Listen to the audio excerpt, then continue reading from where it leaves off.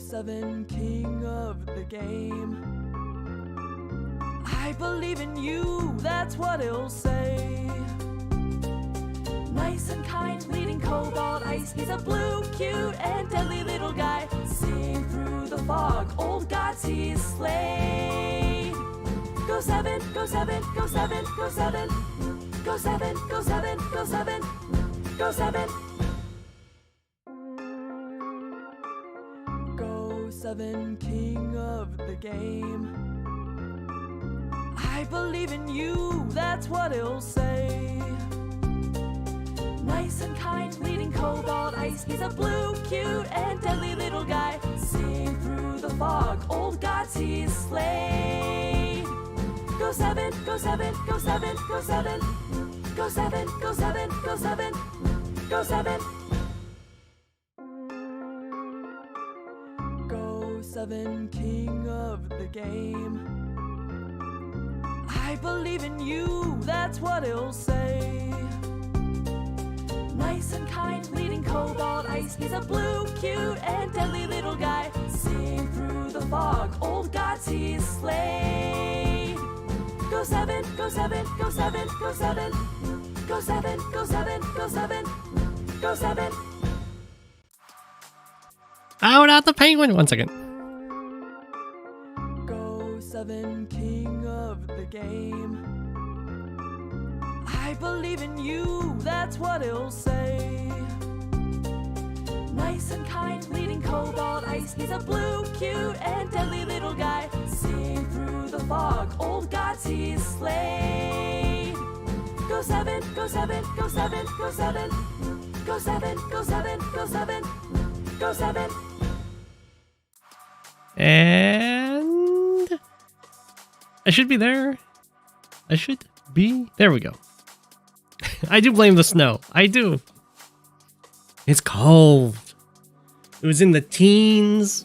It was so close to reaching single digits. I think it's in the teens right now, but not close to the single digit.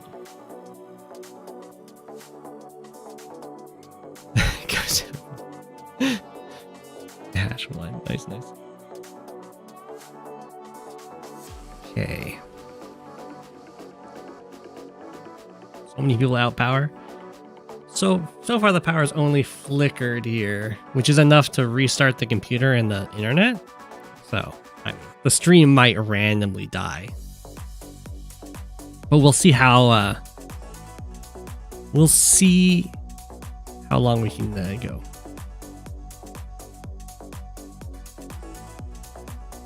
Wake you open its spring, yeah. The penguin in its natural habitat. I mean, yeah, moving around in the snow, I was fine. It's the trying to live in the snow is the harder part. I had the upkeep on the igloo and everything.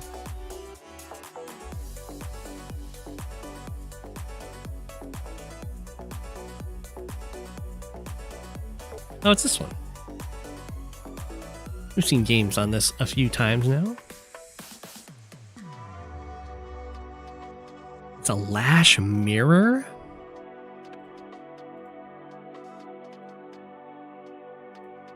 Let's have the black boats facing each other. Like so. This is quite the map. I think every game so far we've seen people leave the lab in the center, and then there ends up being a lab cap because of it. So I don't know if this game they're going to be smart. I mean, it's not like it's not smart. It's just risky to abandon your lab like that. Yeah, Lash might be for the early infantry plays. You do also have the nice, like, as we saw with the rocket firing from the base with the extra firepower, or from like the city. And also if you build a battleship, you get the firepower from the harbor. So I can see Lash being good here. I assume Kindle's banned. Otherwise, I think everyone would choose Kindle. There's so many properties. And the bases are just like... It's easy to kill these lone bases when you have base airport. Especially if you're Kindle, you just Urban Blight, take them out. We have a Lash mirror this time. We'll use water. Okay. Here we go. It's been a while. I almost timed out of my own tournament game. I quickly took the turn. Not something that I would recommend, but I quickly took the turn before the stream. Otherwise, I would have timed out during the stream, which would have been absolutely tragic. But yeah, away we go. High Society would be good. So no black boats are being moved on the first turn for anyone. And that's weird because you might as well move the black boat from the harbor. Like, that's something you can put back. You can't put the black boat back onto the lab, but you can put them back onto the harbor if you want to. Okay, so just a little bit delayed when going towards the island, which I think is totally fine. There are some somewhat contested properties over here. I think if 1, 2, 3, 4, 5, 6, 7, 8, yeah. So if they build a recon, they can deny this property from you. So getting there pretty quick is a smart move. We might see the recon being bought anyway.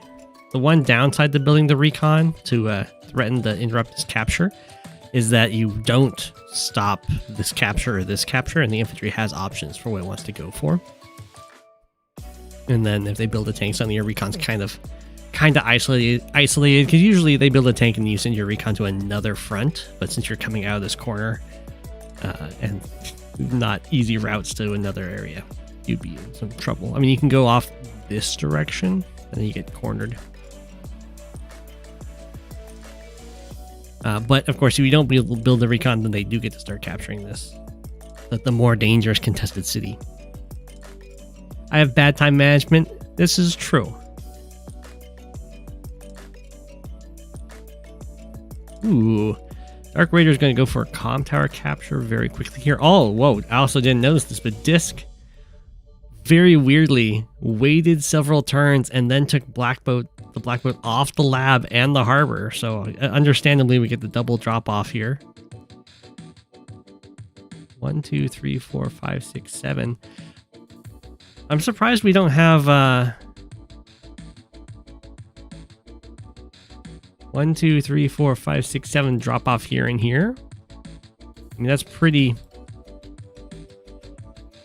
I guess you wouldn't do here and here. You would do here and here, so that if they then double pick up here, they move to this spot.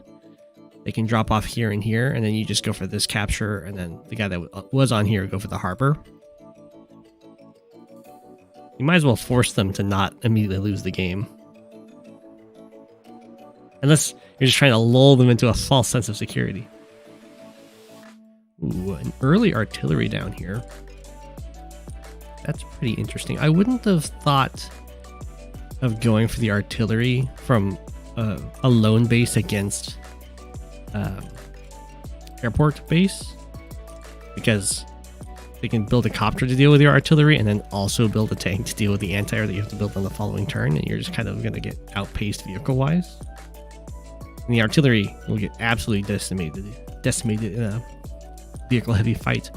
Wow, okay, so Disc has unloaded quadruple infantry into the center. This does mean there's very few captures happening on these other fronts. And Dark Raider could very easily get an income advantage. The unfortunate thing for Dark Raider here is that because this black boat wasn't occupying this tile, there's a very nice drop-off point here for Disc that can interrupt any of these captures. This was tier 4, yeah, that makes sense.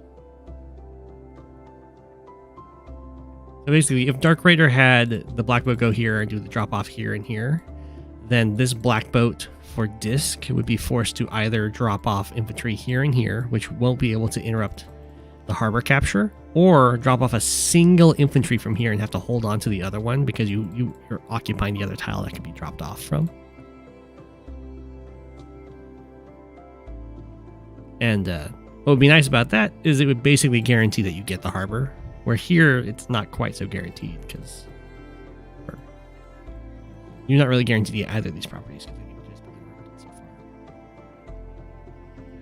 There we go. We had the artillery and the anti-air. Fortunately for Dark Raider, this did not really respond to this artillery being built, so it's unlikely that Dark Raider is going to get outpaced vehicle-wise because of a nice tempo lead. Wow. Disc does not go for an interrupt? That's really weird. So what I assumed the Disc wanted to do is build a battleship, take out the lab, and then the number one problem that Disc could be running into with that play is that Dark Raider could build their own battleship and defend against it. So you would want to interrupt this harbor being captured. But Disc just went for the income, which is not going to be great, because the thing that really matters on this island is this production facility for being able to build battleships and landers and the like. The 2 extra cities, I mean, if you were just going to go for those, you might as well do it on those other fronts where there's more captures you can go for. Because once these all get captured, all these income generating properties, these infantry are going to become far less powerful for Disc because there's still a black boat on this lab. They're going to have to just be anti-infantry.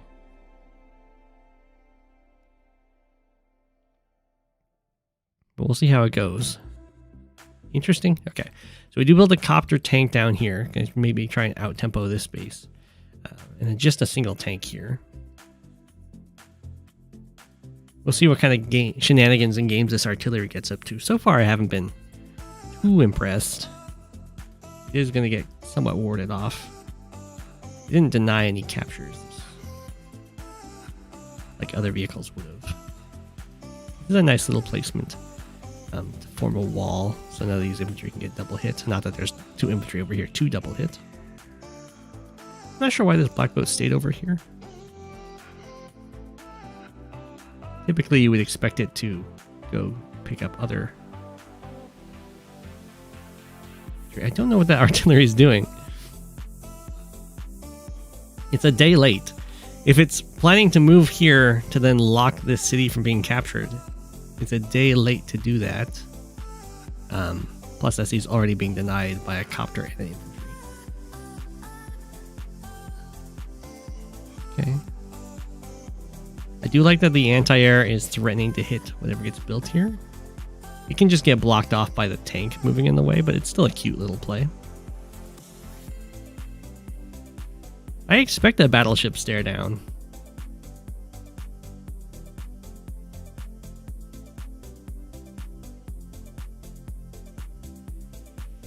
Okay, so here we can see Disc has a pretty good income here with the quadruple capture, but then I would expect the income to start falling behind because now we're going to have 4 infantry that have no follow-up captures left. And you wouldn't really expect that at this stage in the game. You'd most likely have your infantry going for at least 2 captures each. In this map, how much gold would you have to commit before you commit to a battleship? You just woke up from a nap and you're still tired? I'm so sorry. How much gold would you want to have would you want to have before you commit to a battleship? So it would ideally you would not have to base skip for a battleship. That would be only if you're being forced into it. Ideally you would build a battleship when you're not being put under heavy pressure. So at minimum, you'd like to have 32k in the bank so you could quadruple infantry buy and a battleship. That's pretty easy to get in high funds. So we got anti-air buys. No vehicle buys over here, so this base is under threat of being out-tempoed. Fortunately, there's only 1 copter built, so a medium tank would be pretty fine to defend here and help catch up on that tempo through money. Now this is a weird approach that Dark Raider, or through tech, that Dark Raider went for here. I assume this is just to try and get more fighting going on in the center, because otherwise what you'd do is you'd move the black boat out of here, and then you would have... Actually, you wouldn't even move the black boat out, right? You just have infantry hit from the... I guess you could still do it now, and then you hit from the plains and then have the other infantry strike from the road, so it would take no damage. And that would be occupying the one tile that this can actually interrupt your capture from.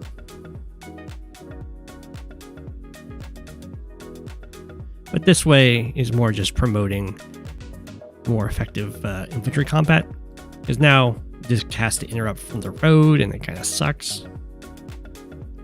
While Dark Raider also has a comm tower advantage, and we have an infantry ready, a copter ready to try and interrupt this incoming comm tower capture. Okay. Just gonna block off the tank from smacking the poor anti-air. No medium tank required currently. It just means that these infantry are vulnerable. Ooh. I think Disc is maybe a little too confident about getting that comm tower. I mean, that's a very favorable trade for Dark Raider. The city will get interrupted. The one thing I would like from both of these players is a lander buy would be really scary. Kind of the first lander buy is going to have a big advantage in the fight in the center, because suddenly you have vehicles able to fight your opponent's infantry. You don't have to jump straight to battleship.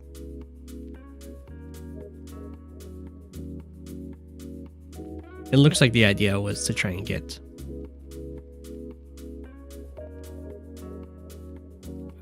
That's a weird play to me. I would have brought this infantry along, dropped it off in the forest maybe, and then repaired. I guess this way makes a nice wall.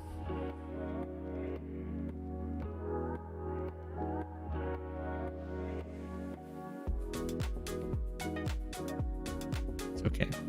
Okay. 1, 2, 3, 4, 5, 6. Just barely out of range. Even if the opposing Lash gets terrain tactics. Not a happy anti-air. It is, I guess, on a missile platform. Ooh, okay. We did, in fact, go straight for the battleship. No lander wanted. That does help defend this anti-air for sure. Tank has no respect.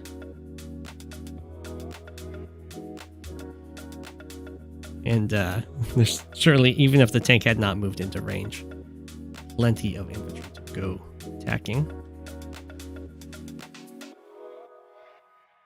Okay, this infantry ended up fighting, so the comm tower capture is not imminent. As we can see, currently, Disc is falling a little bit behind in... I would not suggest going for this attack, because now this anti-air just kind of dies. From tank attack and copter attack.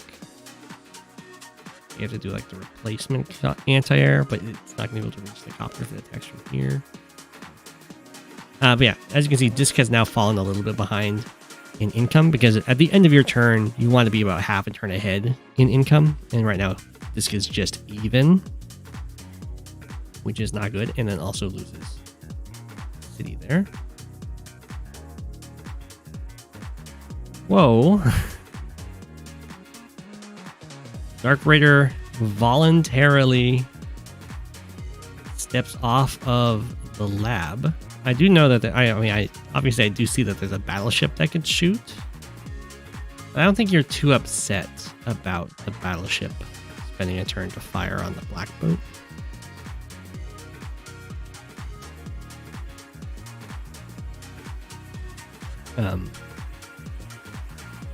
Because this kind of forces your battleship now to stay in port. I don't think this would have one-shot the black boat because it's on a lab. I could be wrong.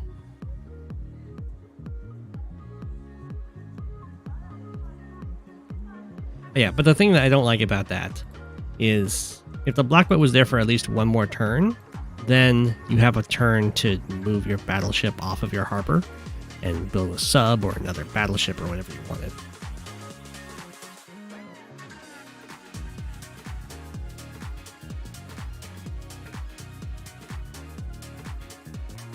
Well, of course, it's always nice to have a black boat around to repair.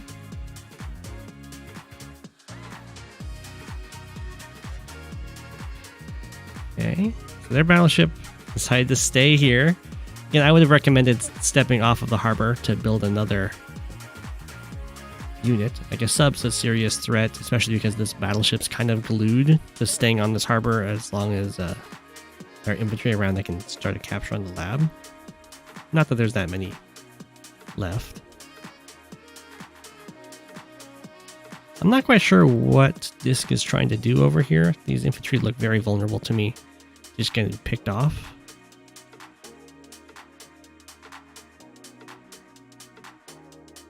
Especially in high funds, where like 3 bars of charge is not an unthinkable.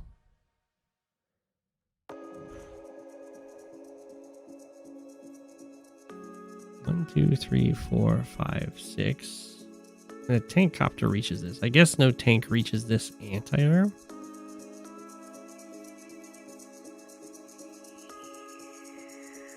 Okay. Well, there's a lot of stuff that can get picked off here for Dark Raider. I guess you don't even...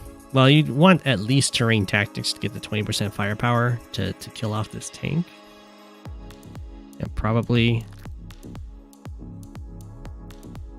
Ooh, I guess can't actually stop this capture, so this is nicely blocked off by Disc.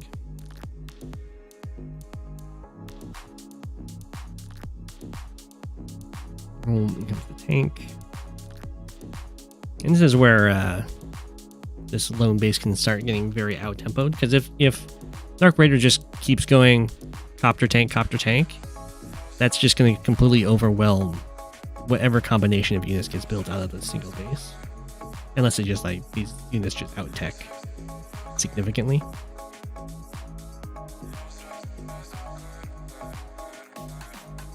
That was a pretty good hit there. Battleship decides to stay on the harbor. I would, again, definitely consider finding a way to get it off the harbor. You could even do something cute, like move it down here and then have a black boat here and a black boat here, so that the anti-air can cover the only tiles that the battlecopters could attack your battleship from. But, you know, the more the merrier with the units, really. There's also, of course, the very serious concern about Disc using the super and then starting the lab cap.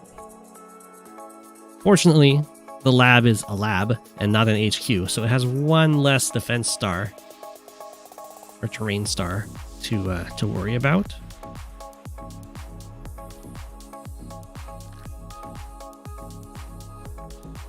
But it's still a pretty serious threat, especially with potentially ways to attack your battleship and a bunch of follow-up captures. Yeah, Lash battleship, I think it hits a little bit harder than a rocket. It is pretty hard. Because, no, it hits it exactly as hard as a rocket.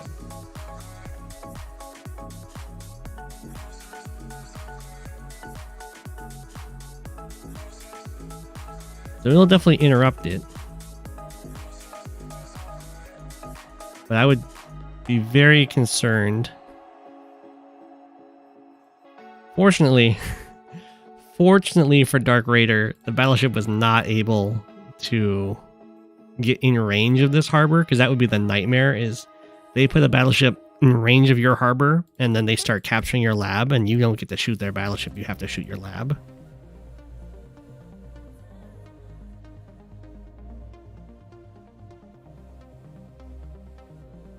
Surprised we're not seeing any power usage. Maybe there just isn't a great option for it.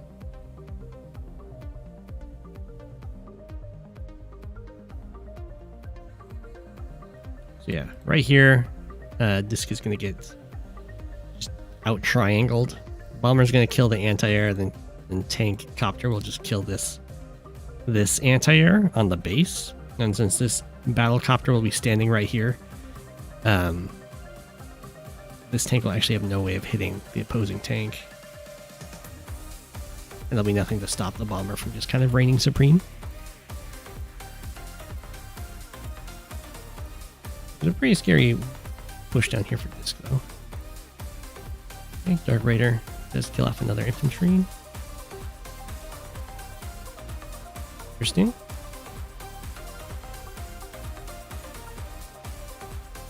Go after the tank, too. I would prefer to go after the anti-airs, just because you can wall off the tank very easily.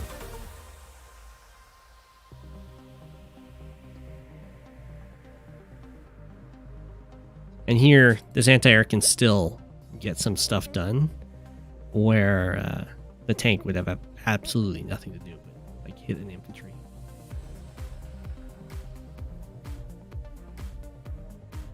Also, not seeing a power used this turn.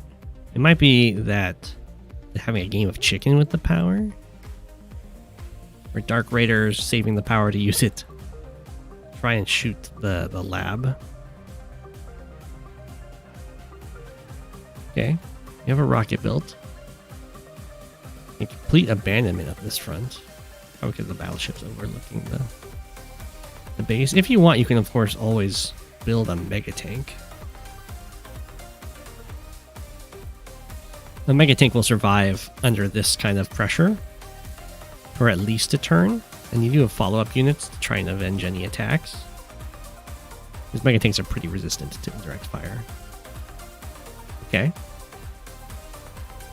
Disc is going for the super.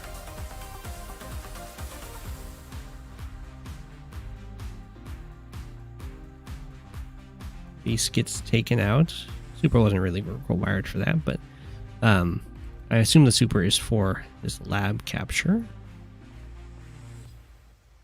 I'm going to assume that I don't know the numbers exactly, but I'm going to assume that the battleship on the harbor was just doing enough damage to one-shot the infantry. Otherwise, some kind of like start a capture, then join cap user super could be. Especially join cap with like double black boat repairs. Could have just ended the game. But if this would have just one-shotted, then that kind of answers that.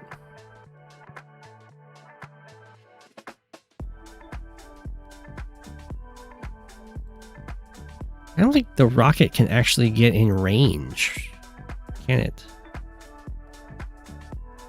Yeah, a rocket can't actually get in range of this lab, so a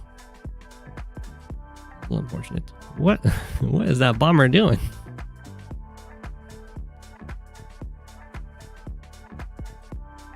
Okay, so with the super active, did 4 damage.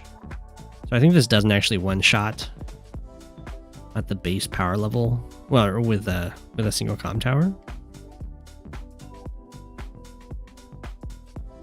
I think the plan here is you shoot this once, the disc's super ends, and then you use your own super to one-shot the infantry on the lab.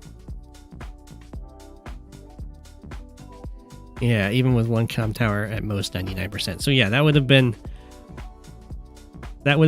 a game-winning play for Disc then. So what happens is you start the capture, so it has 10 capture points left.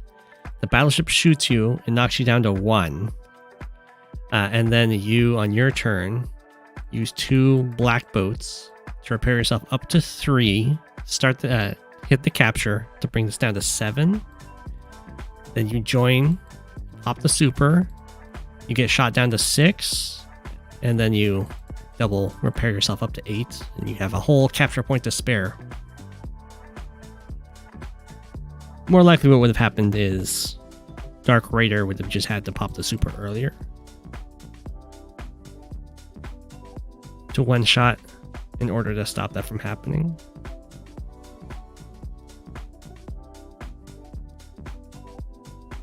Or maybe the super would be enough.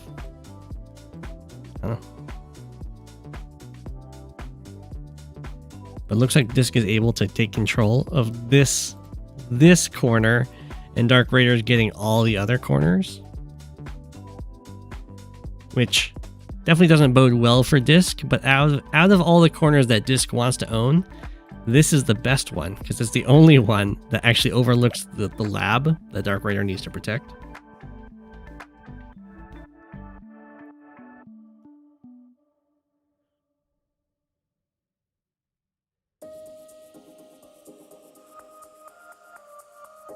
So here, it's true, I guess you can block the copter from getting in.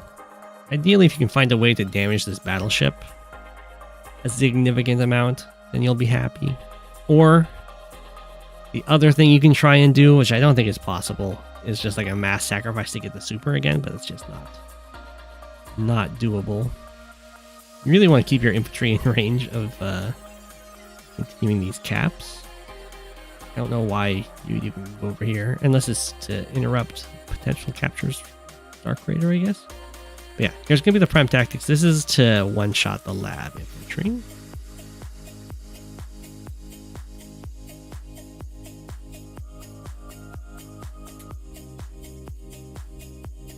Now we have a bomber over here. Now there's only one infantry in the center, so Dark Raider doesn't have to deal with, and now it's injured, any join cap shenanigans. We have a missile bot. 1, 2, 3, 4, 5, 6. The missile's quite the choice. I'm not actually sure why the missile got bought. These anti-airs don't cover the missile.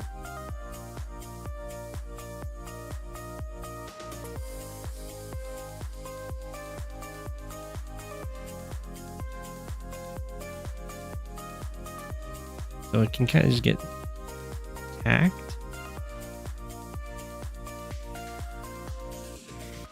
Omega off the base. Yeah, coming back to pick up more infantry would be a good idea.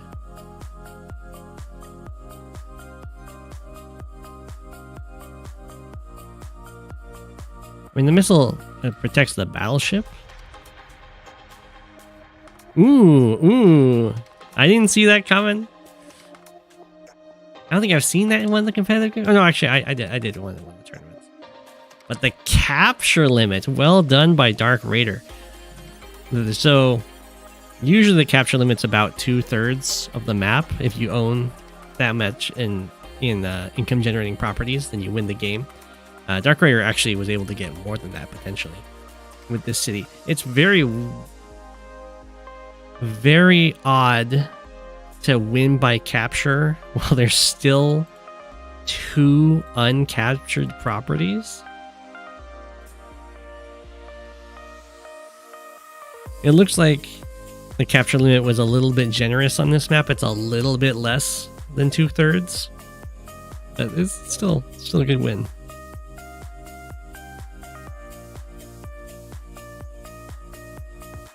Center Lab doing work for Disc. True.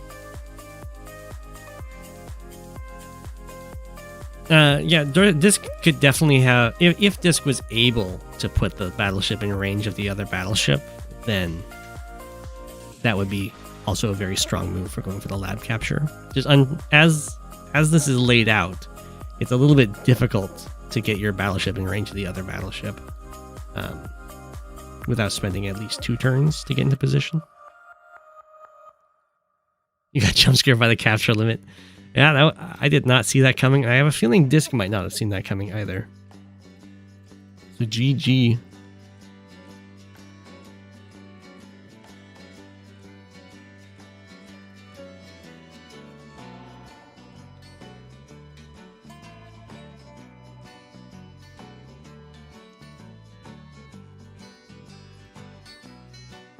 Next game is Strider versus a Benchwarmer. On the map, the other blockchain.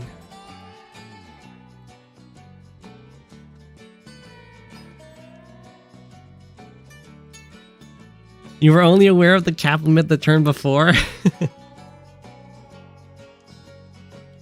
I have not released a podcast yet. It'll be a while. I'll let you know.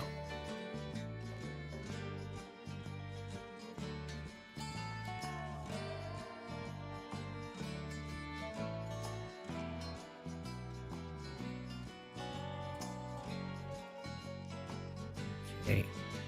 Kindle mirror on the blockchain. We've seen a few games on this a while ago. I mean, it's been a while since we've seen them, but there's a lot of fighting in these cities near the like midline shoals, and there's also a lot of potential for flipping these airports. But because there's a lot of fighting around these cities on the midline shoals, Kindle will be very strong. She loves to beat up those poor cities. We're going to go for a very fast airport pickup for Strider. Benchwarmer not following suit. Looks like Benchwarmer is instead going to go for some early income. Able to capture this city without being delayed, going for this base, which is pretty nice. We'll see how much it matters for both players here. The drop-off for this airport does have a nice little property chain. The drop-off, or going for this city, does you go into this mountain and then onto this city, onto this city. So it's all like it's a longer capture route. I'm not quite sure which is better. Getting an airport this early can matter if you're going for like transport copter moves. Ideally, you'd have the airport actually available to be building from this turn, so you'd have transport copter infantry just to get as fast as possible. Transport copter. Okay, so it looks like Strider is going to go for it. It's possible to not, of course, but Strider is setting themselves up for 8k. So if I was in Benchwarmer's position, I would be thinking, okay, next turn, transport copter, whoa. Transport copter, infantry is going to be the buy. The recon's here to try and force me to build a tank so that I get on the defensive a bit.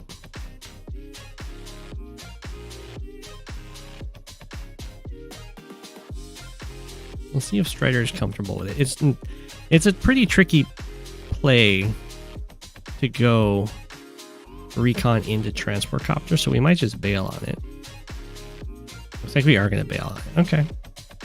It means you're floating 5k, which is really awkward. It also makes the recon kind of questionable, because it just kind of gets answered by the tank, and then you're floating a lot of early game money when the opponent's just going to go tank buys. The purpose, the play is you use the recon in one part of the map and you use your transport copter in the other, so that your opponent can't stop your captures and stop your harassment easily. The other thing you would do is go transport copter into tanks or artillery so that you can attack their counters. Excuse me.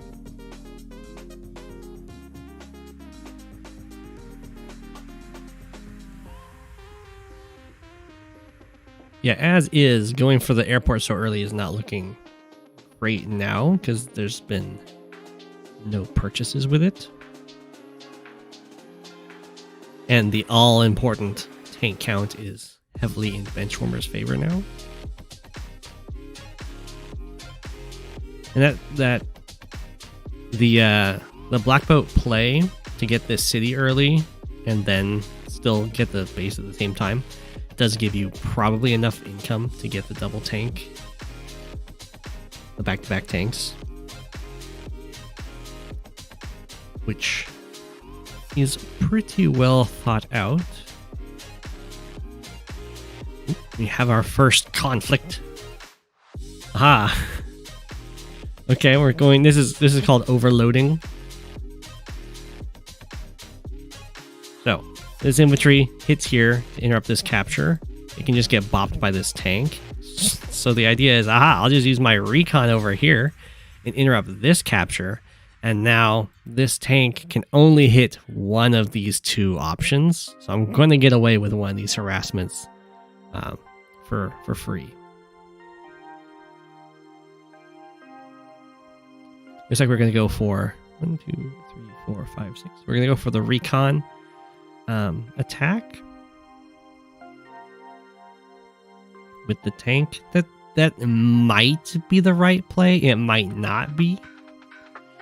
I would be on the side of thinking that was the wrong play, because this front is getting an influx of 2 tanks to help defend, while this front has absolutely no vehicles.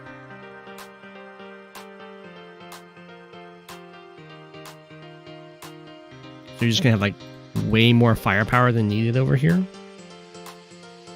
and the recon can kind of run back and repair pretty safely if it wants to. And if you come down here, you just kill off this infantry and can continue the capture. Now I don't think this capture is ever going to go through, unless there's like a join cap that happens.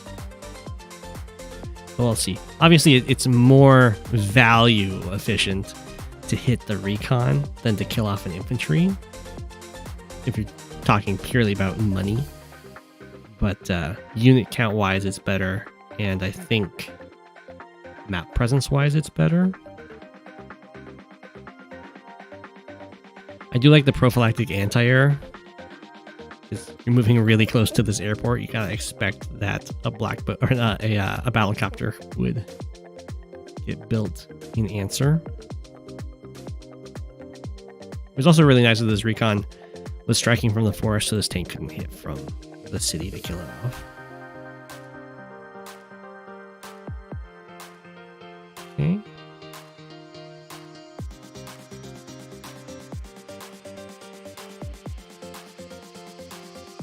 Alright. Well, this tank does need a little friend. Okay, there's the little friend. Recon being used just as a nice little blocker. Ooh, okay. Benchwarmer's like, I'm going to kill that recon. It's going to cost me my city. I'm going to kill that recon, guard myself with the artillery.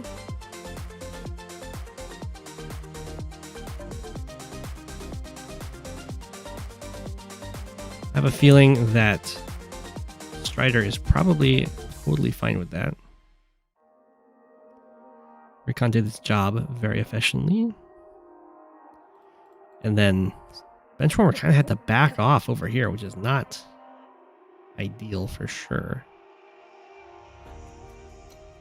Ooh, and a breakthrough at the bottom by Strider that does interrupt the comm tower. Now the anti-air is looking mighty exposed, but it's only exposed in this direct line. So as long as something stands on this city, such as this tank, suddenly the anti-air is completely fine.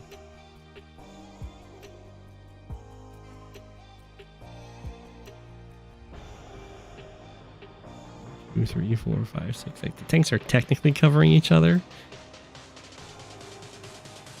I don't like the tank placement here, though. It's going to need a lot of help.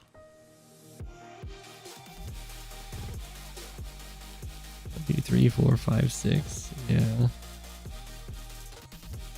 The reason I don't like the tank placement here, I'm not quite sure why Strider went for it.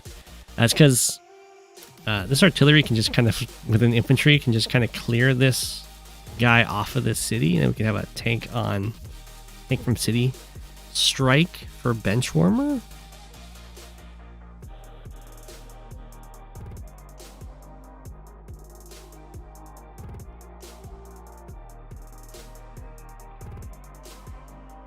It might have been worth trying to get the 1 health infantry attack in there, but I don't think it would have worked out. So that's fine. Very similar though.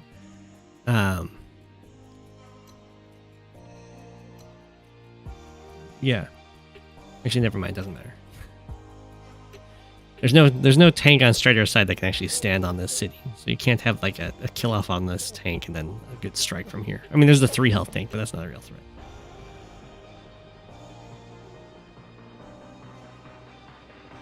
Yeah, this is something you really don't want to have happen to you, is a large quantity of your units just kind of standing up in a corner doing not much. Ooh, and this comm tower goes down. I mean, they are threatening to try and take this comm tower, but only with a single infantry.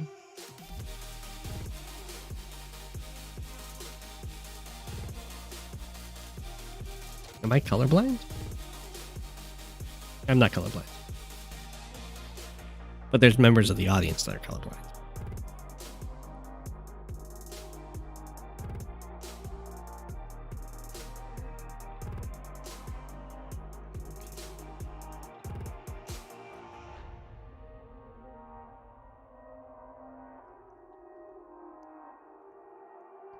Going back away from that.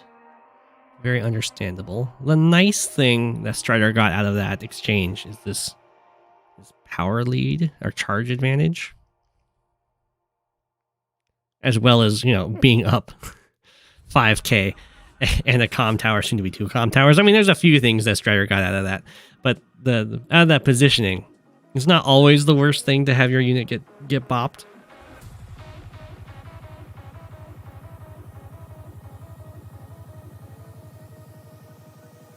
Here, Benchwarmer's definitely playing with fire, but at the same time, down 5k, you kind of have to do something. But yeah, I expect Benchwarmer to get kind of wiped here. 2, 3, 4, 5, 6. So there's a few things that Strider can do. The easiest thing to do is just have a copter hit the anti-air, but you don't really want to do that because it's this copter and has better targets. Yeah, but that's the easiest way to just get a bar of charge and then pop your normal power. You got to work from home? Nice. I'm doing pretty nicely. Yeah, simply a 5k, 2 comm towers, and has an airport lock. Yeah. We have a nice sacrifice. Oof. That's definitely a, if only I had waited till I popped my power moment.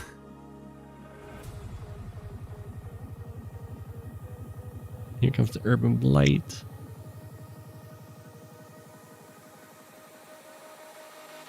Interrupts here. I feel like this probably could have gone better. I guess this still gets killed off. It's not the end of the world.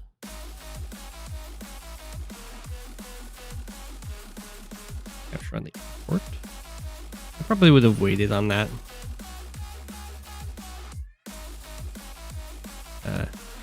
So what I probably would have done here is you just go up and you repair up to 9, and then you just kind of stick around here because they're gonna, Benchwarmer's gonna Urban Blight you next turn, most likely, and then on the following turn you repair up to 10 and start capturing.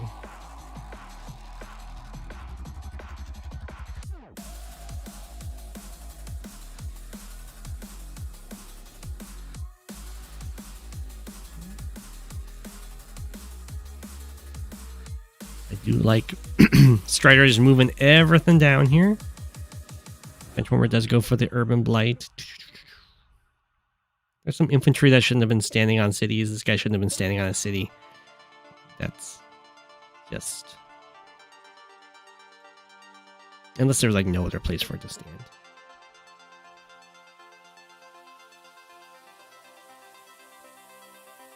Okay. Anti-air did stop. No, it's still effectively covering the base. It's just low health.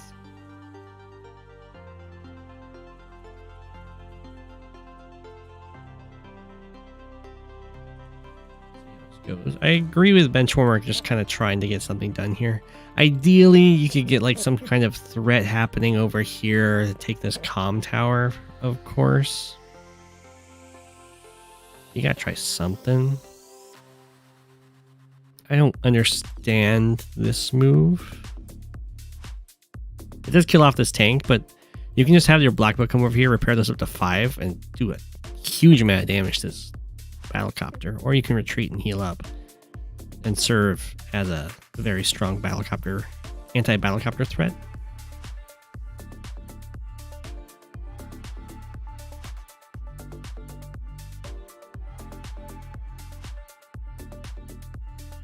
Yeah, I mean, this is looking mighty rough. At least all these anti-airs are going to have targets. And there will be one turn where there's no anti-air for Strider over here, because this one just kind of let itself get picked off.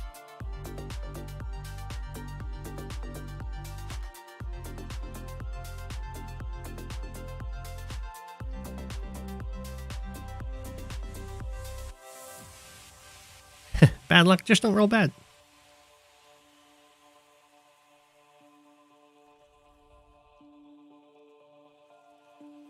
2, 3, 4, 5, 6. Yeah, this anti-air can kill this copter, this one can kill this copter.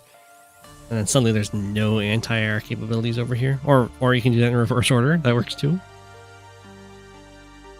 With the no comm tower life, can't even guarantee a 2-hit KO tank in a forest.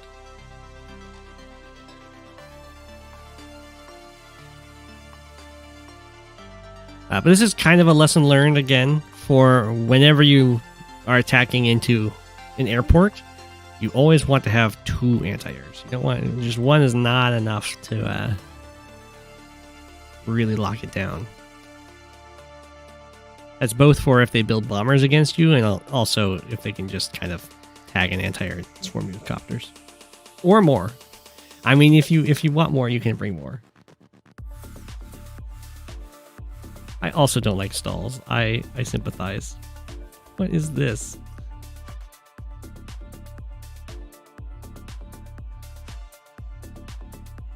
Why are we double sacrificing?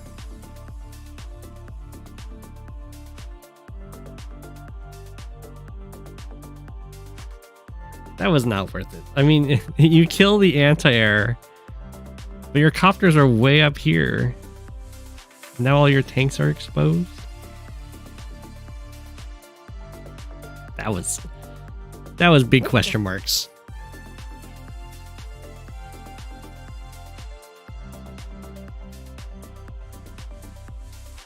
Okay, Urban Blights from Benchwarmer. I mean, this looks like a pretty juicy Urban Blight. We have tank, 9 health tank next to city, full health tank next to city, 7 health tank on city, full health artillery on next to the city. Like, there's a lot of juicy vehicle hits available here.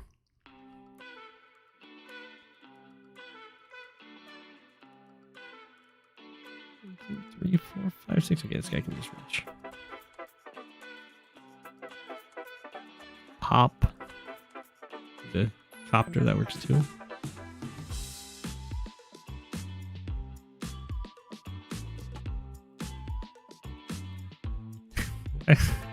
Was that really the best option? Is the black boat?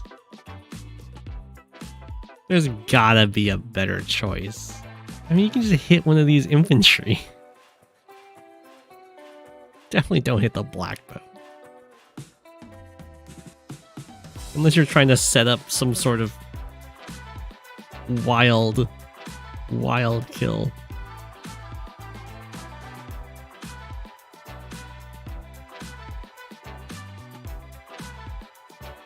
Okay. But this, so what you just saw here, where Benchwarmer has like a really good turn with the suit with the normal power, it's why a lot of players don't like fighting Kindle. You can get blown up by her very easily.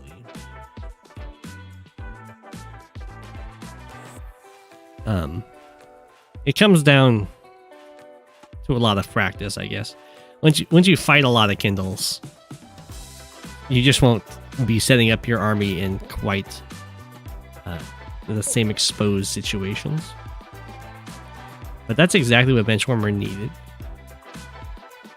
You can see that Strider kind of just had to full retreat from that.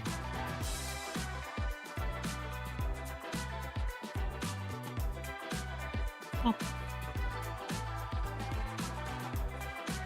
And that made up for a lot of that income deficit. for just the value on the field. Unfortunately for Benchwarmer, it's becoming very difficult, it seems, to actually get something out of that fight. Looks like we are going to try and get this comm tower, which I mean, I would love to see the comm tower get got, but I don't think Strider's going to let that happen. Because there's only these 3 infantry over here, I would, if I was in Strider's situation, I would be very comfortable sending a battlecopter to its death to injure these infantry.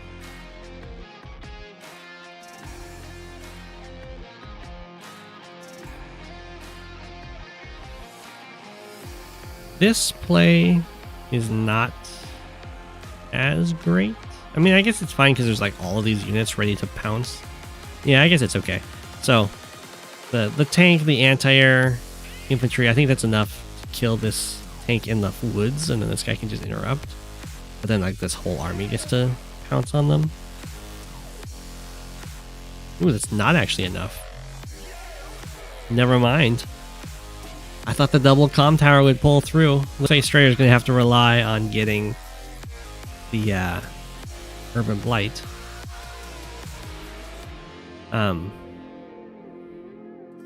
So Strider is going to have, if the roll, if this is like an expected outcome, then Strider should probably have sacrificed a copter into an anti-air to get the normal power to then make this probably a killed tank.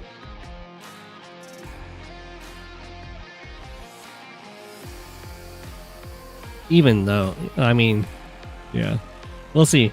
This looks real gnarly for these units. I like how it's going at the top much more.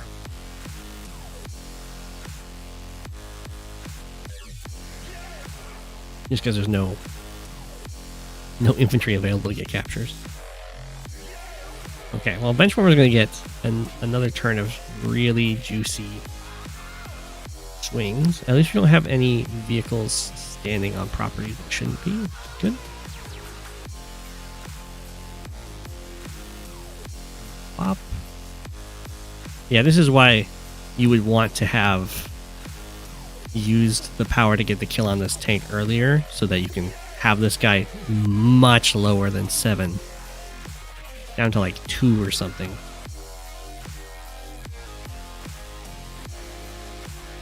Seven is still a big threat in just taking your comm tower from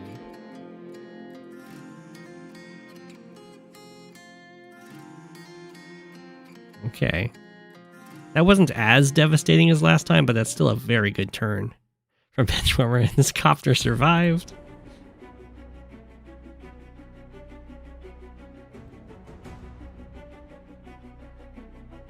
Tank moving out. Yeah, comm tower just falls.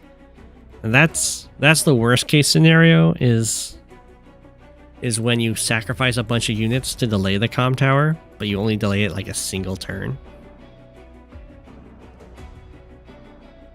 That's when it becomes a poisoned property, and you should just let it go.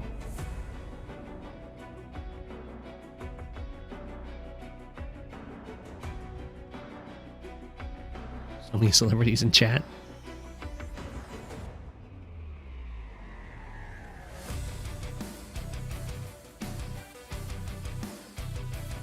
Bop, bop.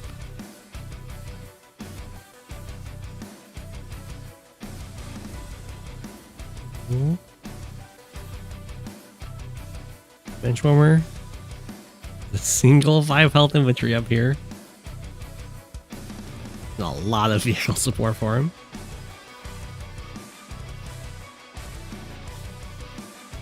Okay. Strider doing some serious threats around the HQ. I think that's just a taken city that Benchwarmer can use. Find a way to get the normal power.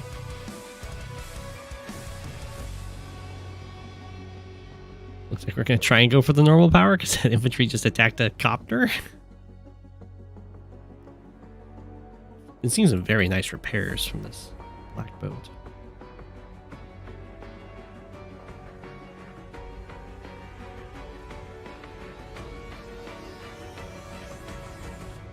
Okay. So Strider, since this is just a 5 health infantry, I would not be too concerned about this. You can send something like an infantry over to try and ward it away, but as soon as you get a normal power, it's going to go down to 2 health. So even if it gets 2 captures in, it will take 5 more turns on top of that. So in all likelihood, that infantry is not going to get the comp tower. I would not go for the HQ cap here.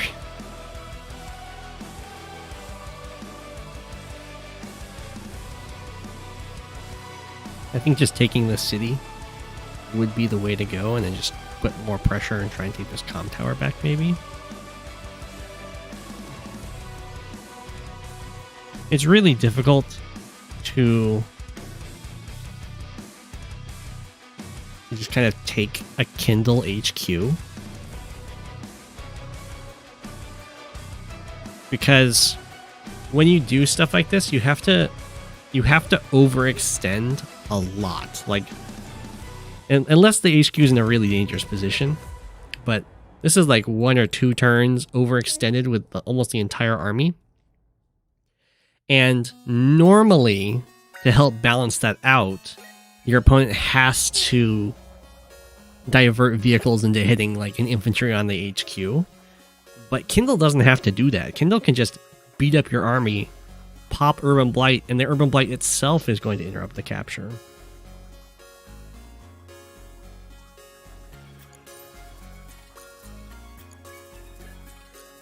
The Benchwarmer doesn't even have to go for this attack. I actually don't like how Benchwarmer went about this. Is this tank like, I would not be too concerned about this. I would just kill the entire army and then you can kill this next turn. This tank probably should have been used to go after this tank. Like this tank, this copter, they have so many options on what to attack, and this tank can hit that tank or just this infantry. No one really cares about that infantry.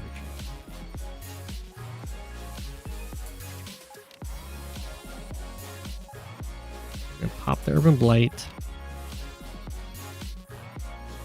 Interesting. So I thought if the Urban Blight was going to get popped, we would have seen this anti-air kill this infantry off. So it could be an easy 2-hit KO on this tank from here and here. And then this tank would just kill this guy off. I guess this tank 1, 2, 3, 4. No, it's still. No, there was infantry here. Yeah. 1, 2, 3, 4, 5, 6. Okay, it didn't reach unless this got taken out. Okay, I guess that's fine. Leave this tank alone. He's covered.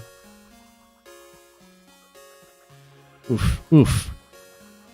Strider, what? Why are all these vehicles standing on production or on cities?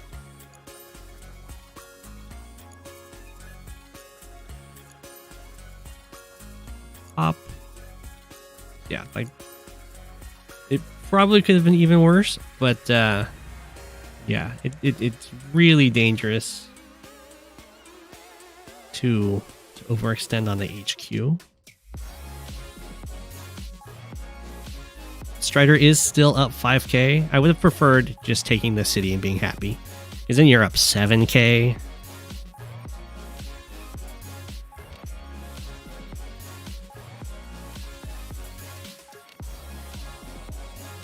The life's pretty good there. Like we're able to get a lot of pressure over on. I'm not quite sure what's going on here. Oh, it's because this is at 9 health. I see. Oh, no. Oh, I see. There's 2 things that are going on here. This is not at 10 health. So the black boat, if it repaired it, would not be able to move here and block the infantry from interrupting the capture. And on top of that, the black boat's down to 3 fuel. So it can't even move over here and block it. Oh, no.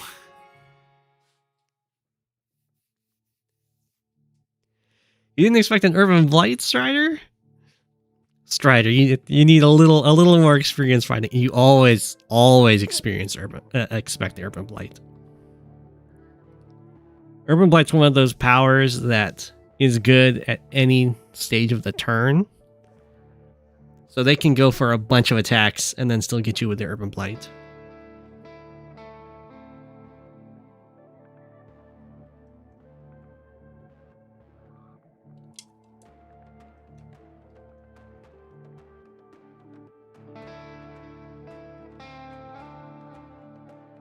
Okay.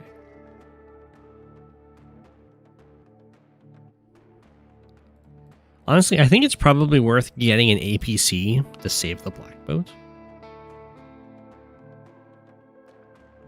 Yeah, it wouldn't have happened if you didn't go for the HQ cap. I agree. Does that mean you changed your plans like partway through your turn? This is definitely a pretty scary push from Benchwarmer.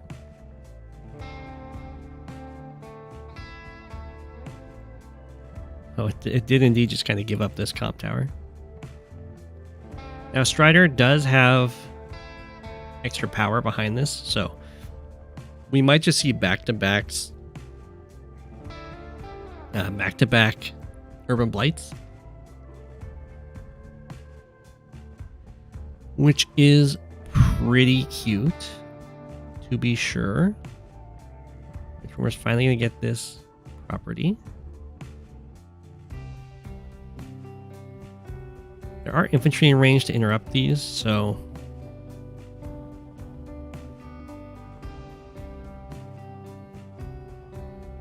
it's possible for Strider to hold on to these.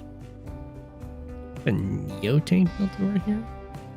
It's a very nasty capture. So sad for that Black Boat.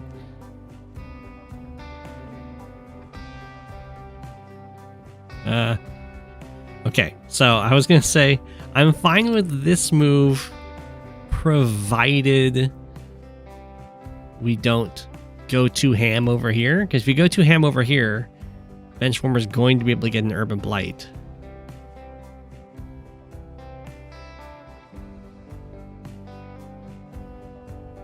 No idea what this copter's thinking. I guess this is just the plan to 1, 2, 3, 4, 5, 6. Yeah. I don't know what you're doing here, Strider.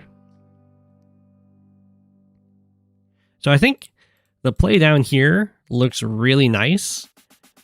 It's just like, I'm gonna take your airport, kind of overwhelm your units, but it's gonna get doomed by the fact that the play up here is so overextended. It will generate so much charge that an Urban Blight then hits over here.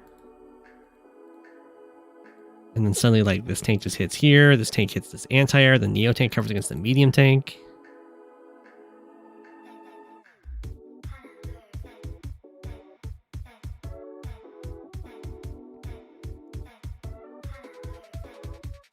Ooh. Maybe Benchwarmer won't get enough charge? You have the 2 copter swings? I fully expected... I guess it can still happen. This tank dies, this infantry dies, then the anti-air kills this copter.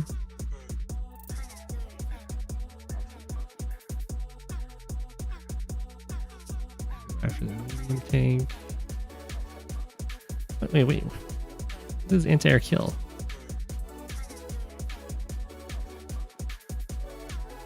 Oh, the anti-air went after this infantry. Never mind, it can't kill this copter.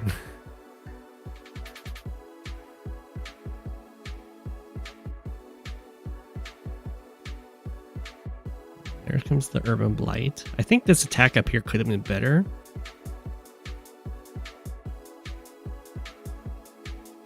But it's still pretty good.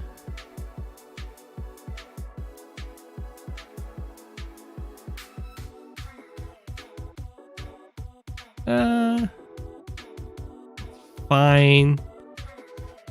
This tank doesn't cover. It does let the medium tank attack from the city, but I guess the Neo tank's not too scared of that.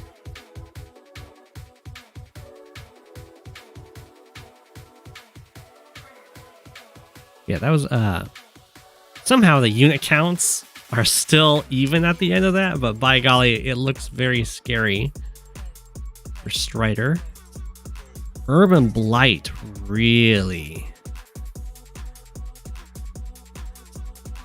I don't think this is... I think this is 100% a high society turn. Because the Urban Blight only hits this tank in this fight. You do have a nice property lead.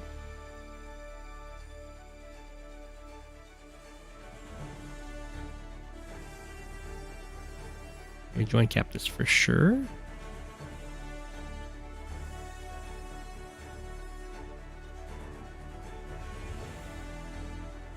I think high society would be pretty good. I mean, going for the Urban Blight does leave up a lot of charge. Oh, we built a new black boat.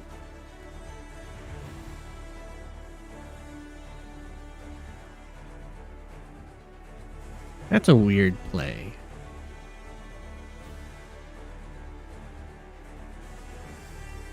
Did that infantry just attack this tank? No, no. Do not do that. Do not leave your... mess up your full health infantry like that.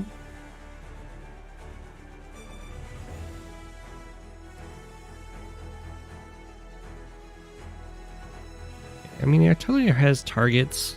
The anti-airs are kind of fine getting poked a bit.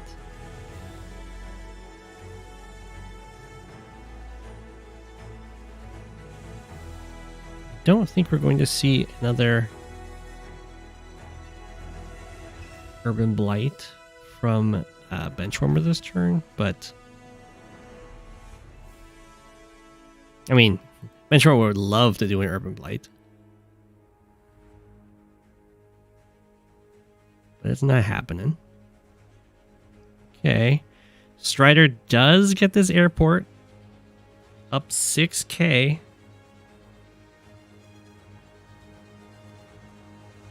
He's going to be able to get an Urban Blight, which will stop comm tower capture. But man, Benchwarmers are doing a really good job playing around the global damage of it.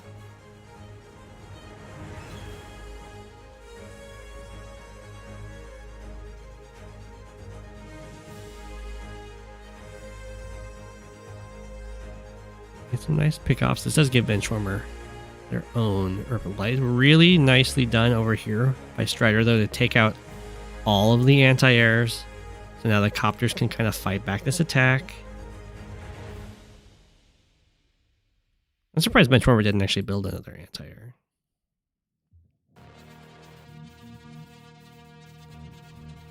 Well, that's okay. I was like, I don't know if you want to attack the Neo tank, but if if the attack looks like that, then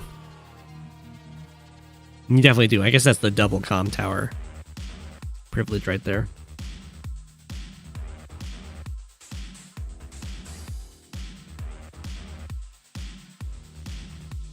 That's true.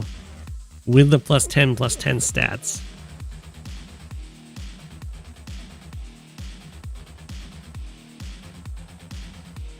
Gosh. Pretty good Urban Blight. Ooh, Benchwarmer resigns. GG. That was very back and forth.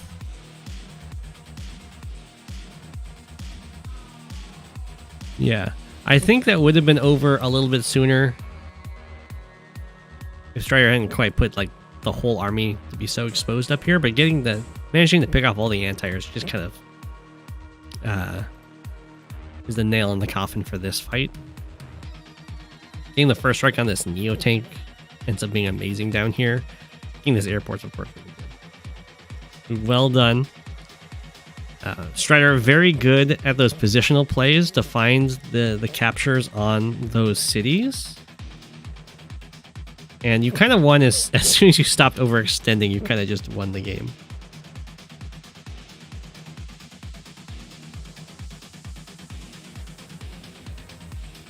I would definitely work on playing against Kindle too, because you don't want to get blown out being near those cities like that. It's very painful.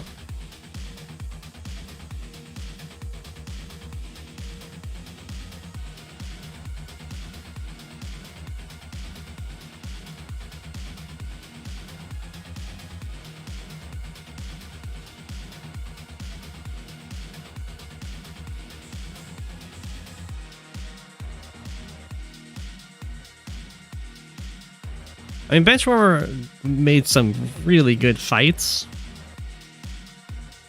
It's true. But I don't think Benchwarmer... I think the thing that Benchwarmer needs to work on is what Strider was really good at, was the positional plays to take cities.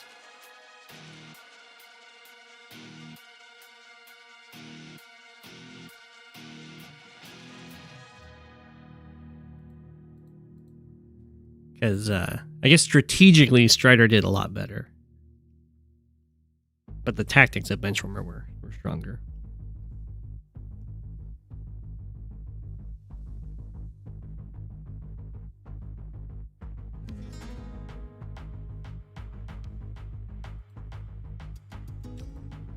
Okay, we have Quick Slow versus Savage the Beasts. Hawke versus Sturm. This is definitely a very strong Sturm map. You can tell it's a strong Sturm map because it's big.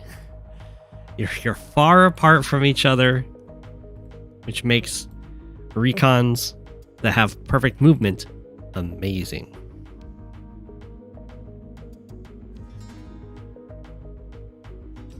Yeah, I mean, not overextending is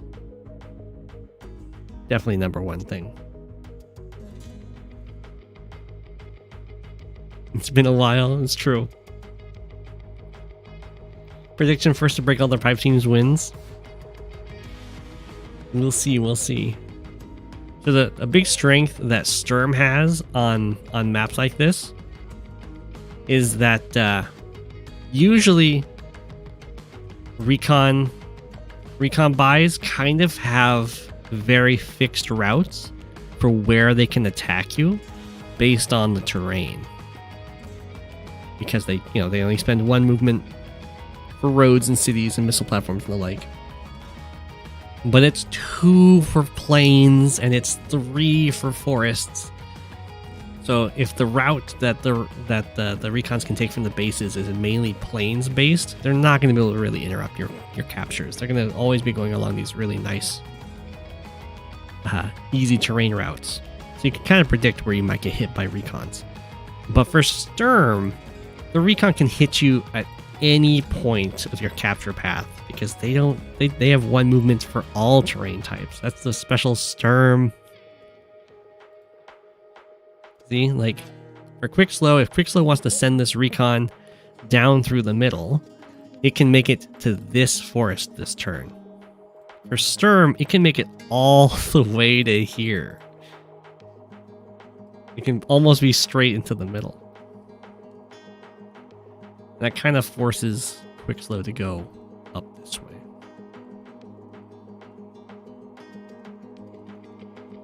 Where Savage the Beast way faster.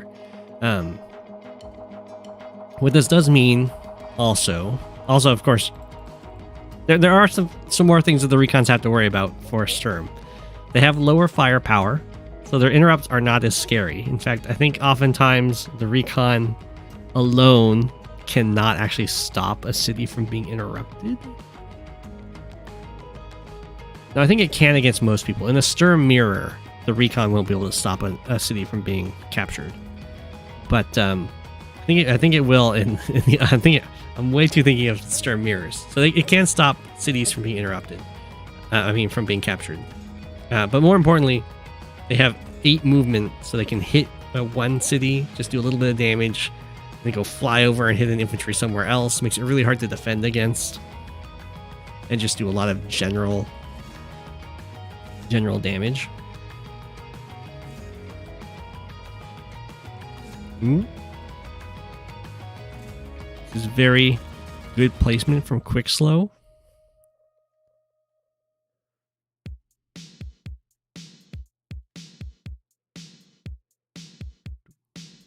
Yeah, this is actually very impressive by Quick Slow. This is probably mapped out specifically for fighting Sturm.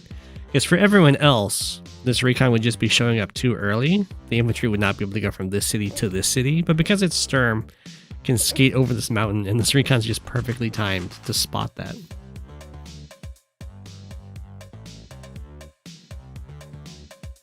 Yeah, whenever you play Sturm, your goal is to be as annoying as possible. That's true. That's true. Can Sturm interrupt bomb bolt caps? I don't think so. When Sturm movement is bad. It's more quick slows.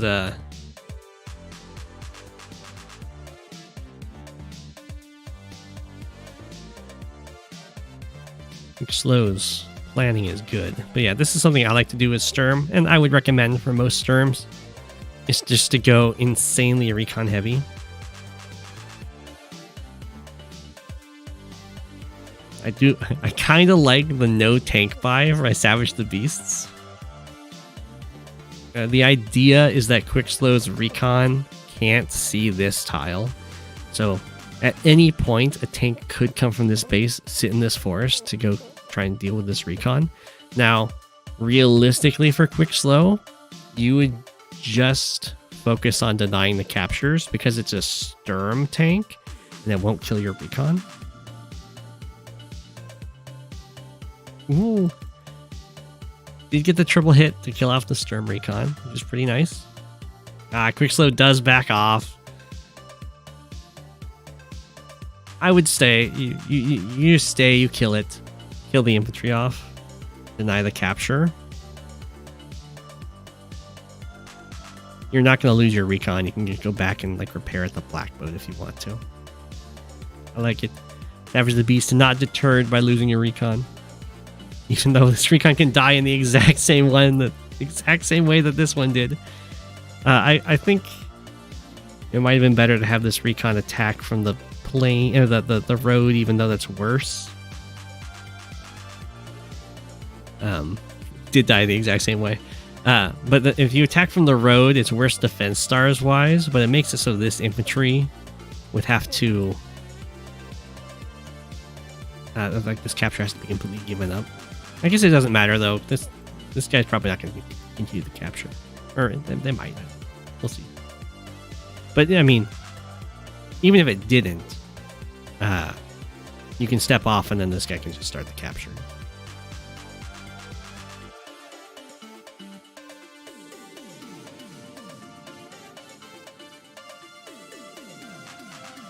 There we go. That's a nice little tag hit from the comm tower. This poor tank, it's getting all worn out beating up these recons. Usually you don't want to lose your recons too quickly.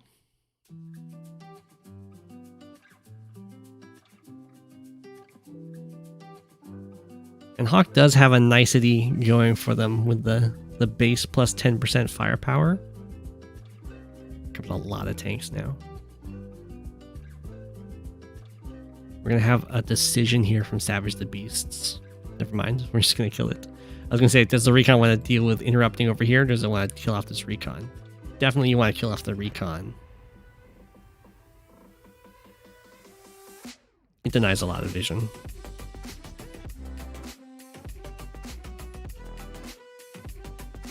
Okay, recon attacking over here.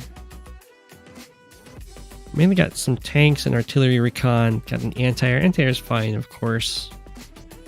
You would definitely be expecting some kind of air out of Hawke.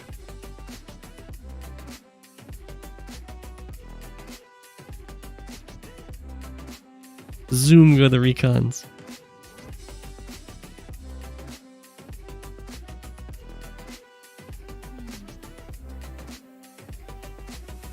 So I would start expecting... At this point, I would probably build a rocket for Sturm. Or go for a pretty quick Neo tank. Because when you go for really heavy recon, as you tend to do, your opponent's going to go really heavy in tanks. And having rockets with perfect movement are pretty good for answering tanks, and Neo tanks with perfect movement are pretty good for answering tanks. And those are both two units that you can build alongside a continual production of more recons.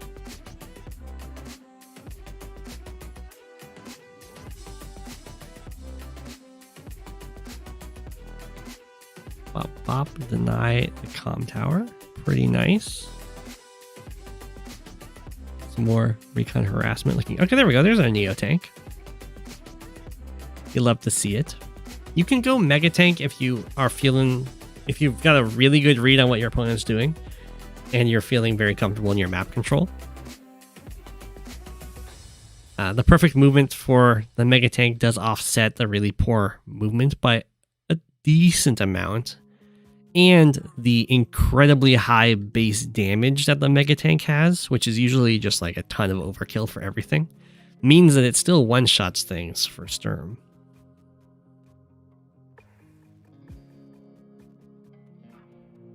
So it is usually pretty fun playing Sturm. A lot of the units that are normally just kind of too bad for other COs are perfectly fine for Sturm. Rockets and Mega Tanks and missiles.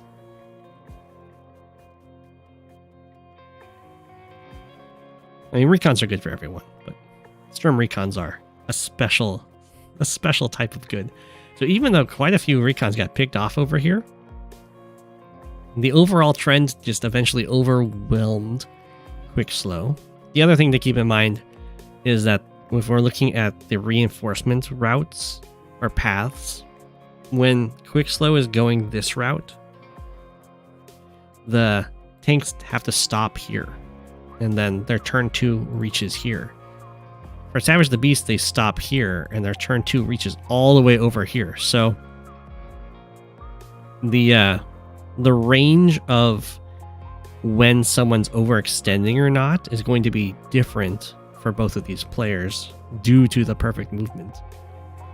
There's effectively like at least 2 more range for Savage the Beast, and that can be really difficult for players to play around. If you're used to a certain range being like, okay, I'm feeling like I'm starting to overextend now, but when you're actually fighting against Sturm, you've been overextending for a while. Didn't quite realize it. Yeah, Sturm mechs have double perfect movement. There's our rocket.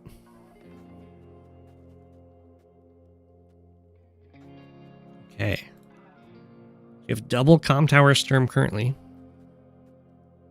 The goal is, of course, to always get to quadruple comm tower Sturm. Then you'll have +20/+20 for your stats.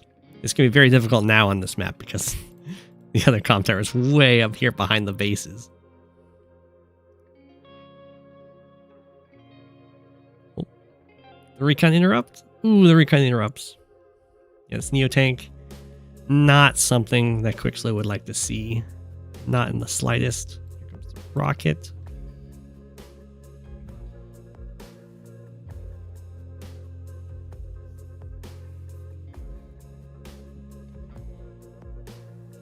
So in general for this matchup of Sturm versus Hawke,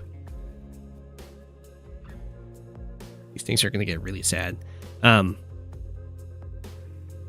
Sturm usually is advantaged in the early game just because perfect movement is really, really good.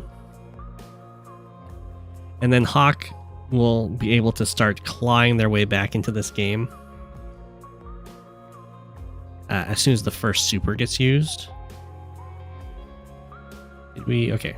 I was going to say, you better set up a magnet because otherwise this is... Ugh. Does this even beat it? It must, right? Yeah. So, tank and 2 infantry. So basically a copter. Another copter. And then you got a double tank. Is worth less than a medium tank. So yeah. The magnet's right here.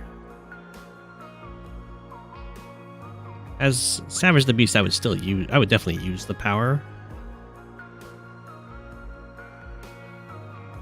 I don't know if I would use the power like that, but... Whoa! Why is the tank running away? Oh, I see. So, what's happening here is Savage the Beast is trying to, thinks the magnet's here.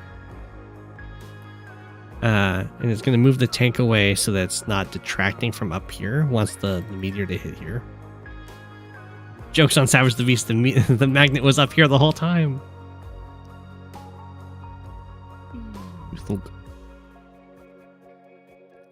So I'm not a huge fan of getting too greedy with that, because now you're missing out on a whole tank attack up here with the extra stats. What? And the vision? What? Oof, that was not great. I don't know why the Neo tank went up here. I'd be more fine of letting this tank provide some vision, sending this recon up here to get some vision, see if this Neo tank gets other targets. You do get information, knowing that the meteor hit here, seeing these units here, seeing these units here. There can't be that much stuff like in reinforcement here, so feel free to be very aggressive in your attack.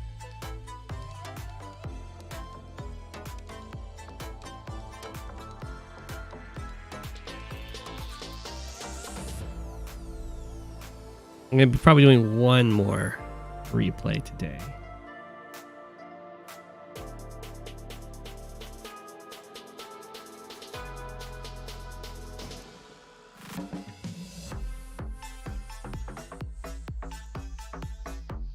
That went pretty well for quick slow.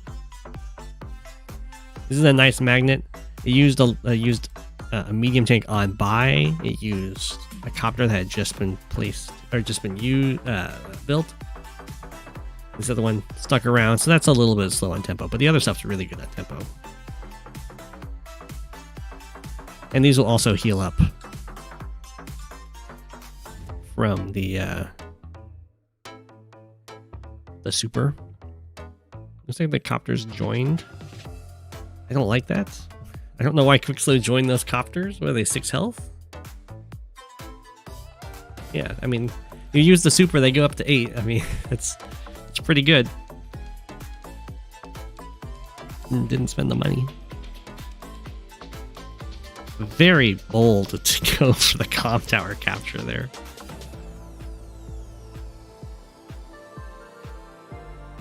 Another Neo tank over here. Seems good. Falling back.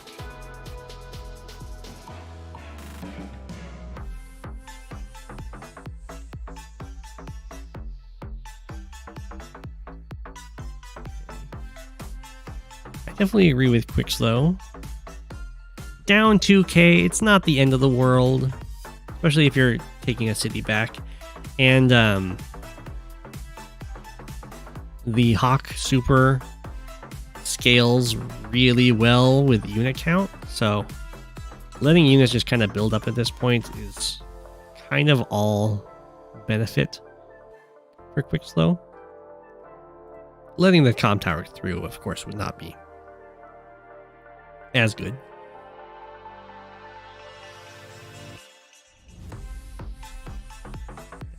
Recon.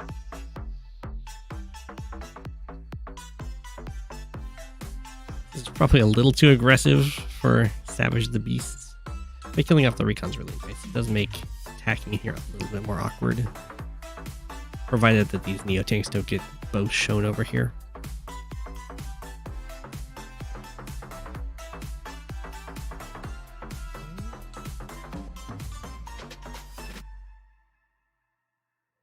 Do deny that. It does spot this Neo tank. Here comes the Black Storm. It's going to do a lot of damage. Healed up a tiny bit. Did like 40,000 damage.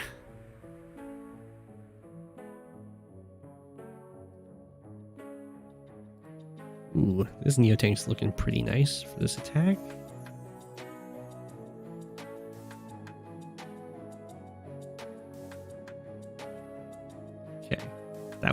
That's where the Hawke super makes a big impact, as expected. It's true, you could have saved the copters to join after the super for a bigger refund. I would have just kept them. Okay, do like this. Savage the Beast. Kind of go after the stuff that pretty much overextended. And chill. Get a nice charge lead. Actually, a really good amount of damage done that turn. The Sturm Neo tanks are pretty scary. They hit tanks pretty darn hard, and maybe even more importantly, they're like really durable. Because Neo tanks already have favorable damage charts. The extra 20% defense on top of that. You'll have to see it. We have a fighter. Sturm fighters are kind of meh. They're not really that much better than a regular fighter for fulfilling their roles, because the regular fighter already doesn't get one shot by pretty much anything. For a missile carrier. And the Sturm fighter is kind of the same. The problem the Sturm fighter runs into is it can't always one-shot copters. I think if you have double comm tower, or if you've got double comm tower and you're at full health, then you can one-shot copters. This black boat's going to be a boon.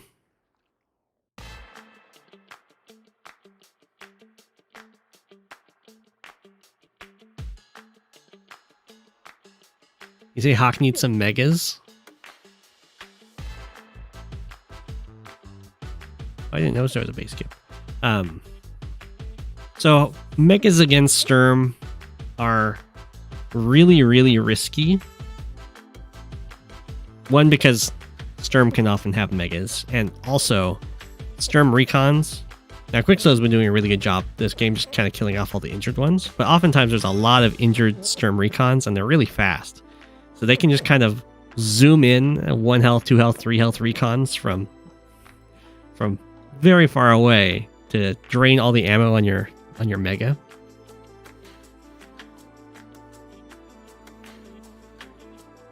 It is a good magnet, that's true.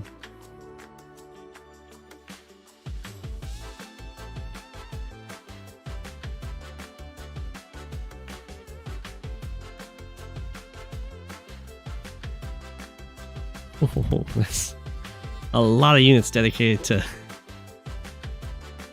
capturing this city.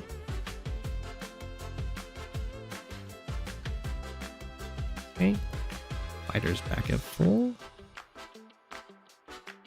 All these infantry getting gobbled up.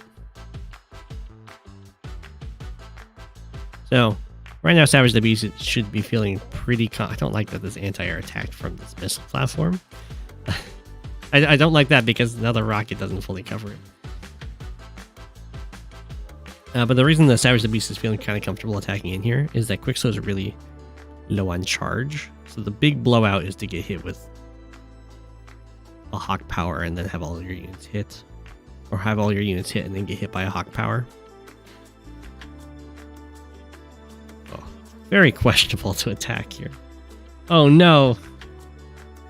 Oh, that's not what you want to do.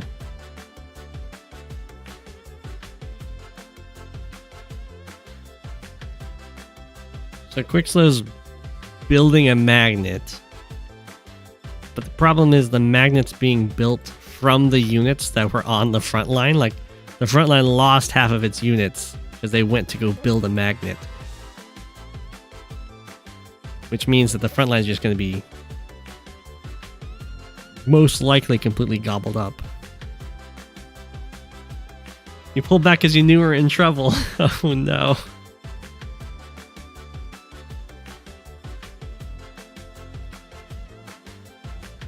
I mean, the absolutely big brain move here for Savage the Beast is to not even use your power. I mean, there's no benefit to it, so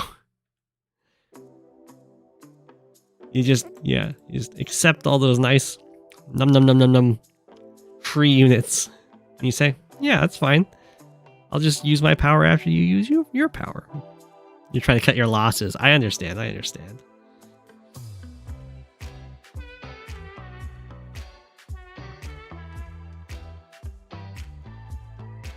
How much did that do? That's like 50k damage. It's a good super.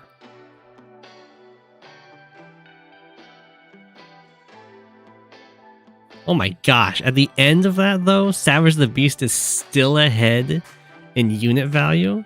That is outrageous. This fighter build has been really bad.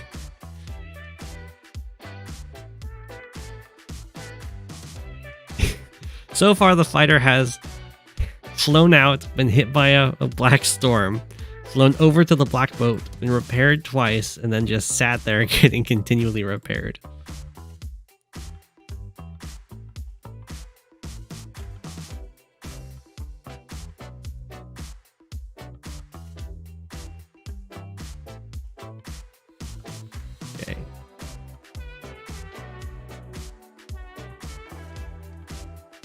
Okay. Big oof for Quick Slow. Having lost those units is like, I'm not really getting anything done sticking over here. So we're going to start moving out onto the map. And this is where, like, the second part of Sturm having a lot of recons is nice. Is pretty much all of your opponent's troop movements should always be known by you. Because you can just have recons everywhere. Looks like this one kind of got away. I mean, Savage the Beast definitely started repositioning. You have the mega tank. We'll see how it works out. This is definitely the time that you just fling forward a recon. You're like, recon, you go here, interrupt this capture, and tell me what you see. And then what does it see? 1, 2, 3, 4, 5. Oh, it sees the entire army. It also would see that, like, that would look... I mean, I think if I was Savage the Beast, I go here, I hit with the recon, I see this, I'm like, whoa. If my meteor doesn't hit here, then it gives me a lot of information. Or I guess here, double Neotank artillery and stuff. But maybe I wouldn't. No, I wouldn't actually use the meteor because there's no follow-up unit strikes right now. Savage the Beast is 2 out of range.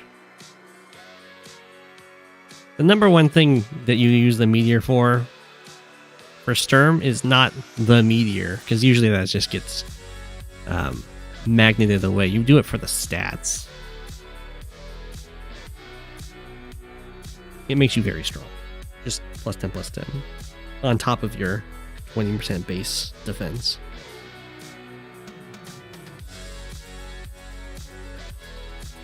You're expecting bombers. Oh yeah, bombers would be a pretty good call against Sturm. Just because the anti-airs won't do too... I mean, they'll still do a decent amount, but it won't do too much. The bombers won't be able to one-shot the Sturm Neotanks, so I can understand being hesitant. They'll be able to do it after a super, though.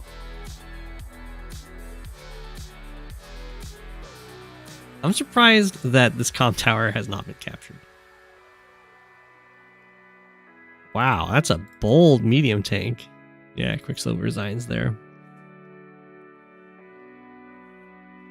GG. I mean, there's definitely some really good magnets being built, but it started being a major cost on the logistics of this army. I know you both must have always had units near it. GG. Megas only counter Neos if you've got ammo. If you don't have ammo, Neos will just kill your Mega. That's the danger. Like, there's all these recons. They're so fast. They just drain your Mega's ammos, and then the Sturm Neos can just kill your Mega. They hit it for like 40, 50 damage. How much did it hit? Quickly check.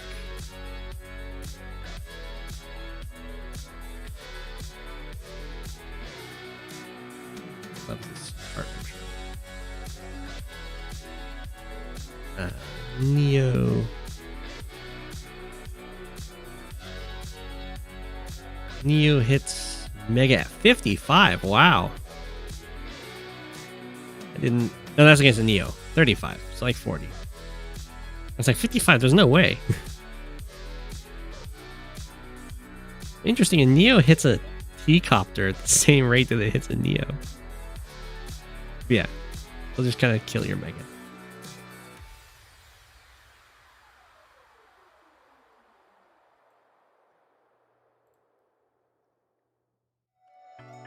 Yeah, the recons go beep beep. Beep beep Mega, use your super overkill me.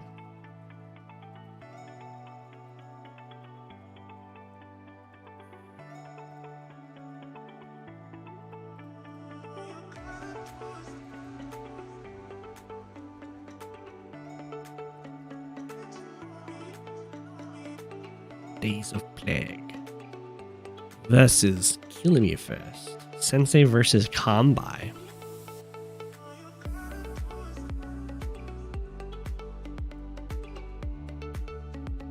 This is, make the map a little tinier here. This is one of the few maps that Kanbei has been allowed on. I don't know if he's still allowed here or not.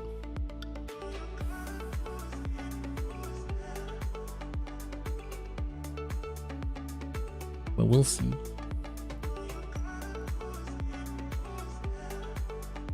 I think this matchup is usually heavily in Kanbei's favor.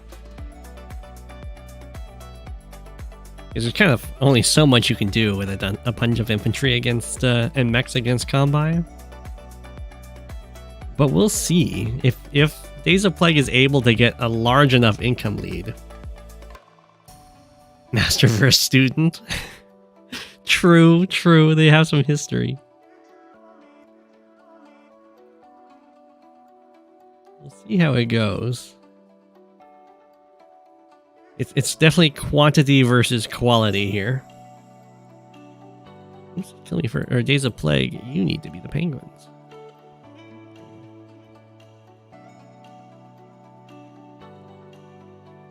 Let's see how it goes. We have the T-copter. Makes sense. We have Kanbei recons. Which are pretty scary, to be sure. Get some serious harassment in there. Kind of like Sturm recons. They don't have the perfect movement, but they're very durable. Ooh. Interesting. That's a cute block of Days of Plague. Doesn't mean there's gonna be just like so few infantry on this front. Mech, we get the artillery. The artillery is usually a good get. Go back for this capture. Seems good. Beat up this T-copter a little bit. The one downside to going for this block is that it does make your T-copter much worse for blocking later on in the game, where it might be a really big deal. Here it does drain. It's kind of like 2k taken out of their bank. Wow. Days of Plague with the aggro. I kind of like it. Kilmefirst did the same thing. I kind of like this because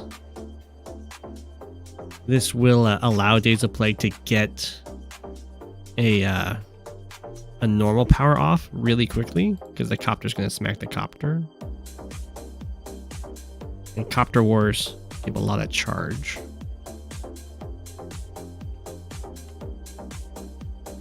Recon's getting some nice harassment in there.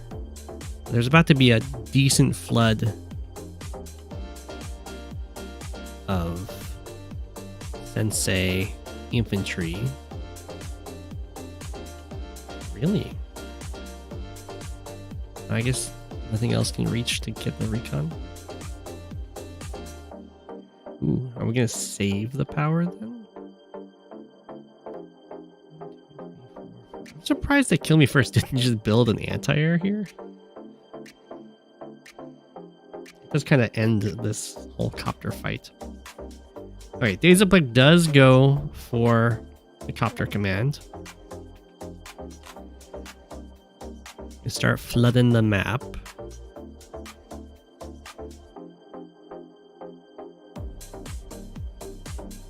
And if the copter fights keep up over here, we might see another one really quickly following up this.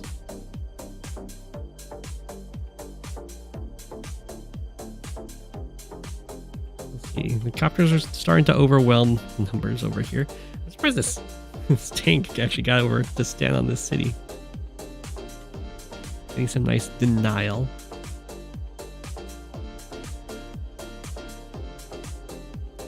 Mechs be slow.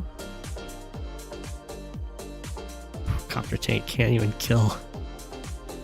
Kanbei infantry on the city there. Tank first strike from the city, almost negative. Or even.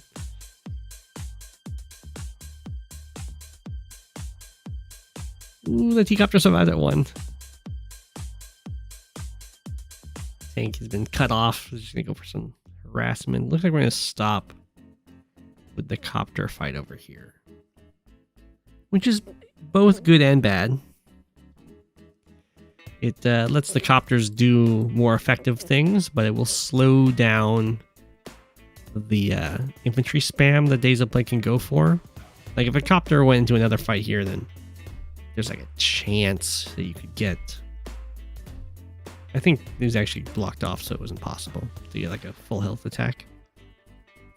But the tank could have attacked the copter to get a normal power going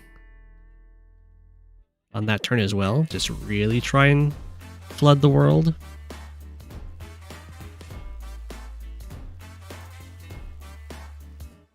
This is kind of a typical strategy for Sensei, is you build indirects and then you just rely on your free infantry to stand in the way. It doesn't work quite as well against Kanbei as it does other COs, because a lot of units from Kanbei can just one-shot your 9 health infantry. So they don't make nearly as effective walls.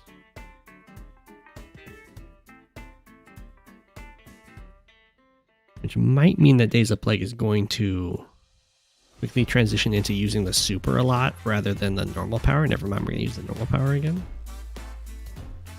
Yep.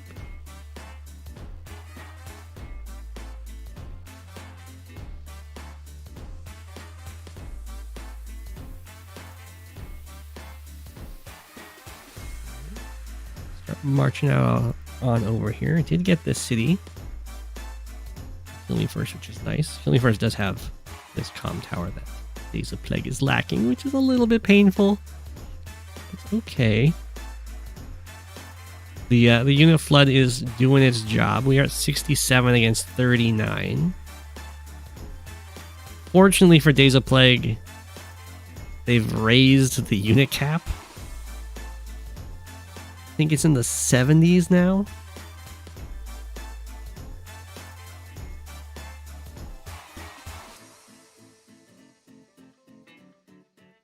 For high funds specifically, it is 70. Yeah, well, this is when the swarm is going to be most effective. As Kilmefirst also starts to reach the unit cap, the swarm will stop being quite so good. Kanbei is still allowed in tier 1 on this map, okay?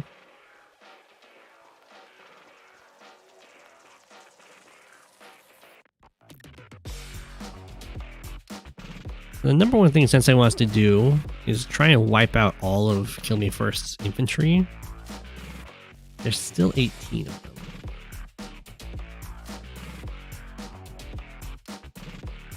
But once those are all gone, you can start putting some pressure on your opponent so that they have to build a combination of infantry and vehicles, and you can just kind of spam whatever best units you want and rely on just having free infantry or foot soldiers. And hopefully you can just out-composition your opponent.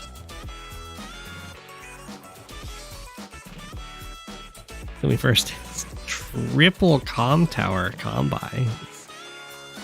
Oh, very strong. Oh, the one-shots are with us. Ooh, okay, it's not quite strong enough to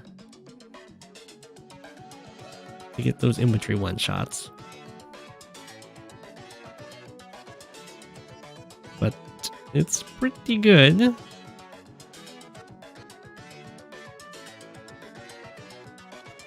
have a Neo tank over here.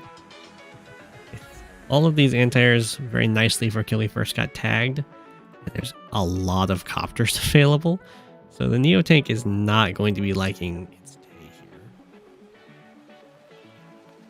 here. Ooh, the fighter is a really good buy for Kilmefirst because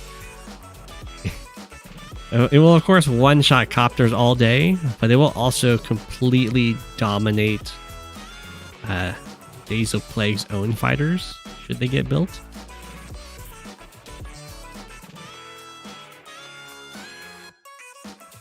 But while this attack does look very scary, the infantry count is definitely dwindling.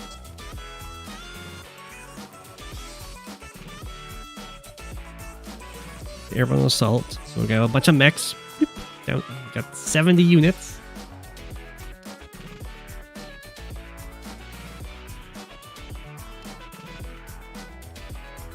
Back into the happy copter. Knocked down to 3. Got 2 anti-air attacks. And this is one of the things you can do as Sensei, of course, is you join your backline mechs together. Or your frontline ones if you want, and it can give you extra money as well as, of course, free up unit count for you.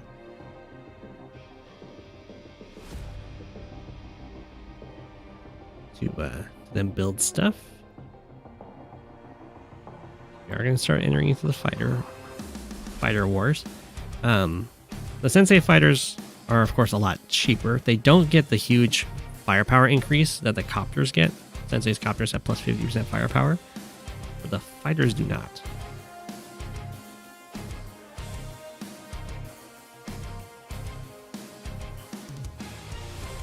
Something to definitely keep in mind. Infantry survives. Looks like we're just going to ignore the Neo tank. I think that's probably the right move. The mechs are... No, we're not. Okay, well, we'll attack it a little bit. Have it completely surrounded by copters. Can't currently get free because these 2 anti-airs can just kind of drill a hole here, but it's not a super valuable freedom.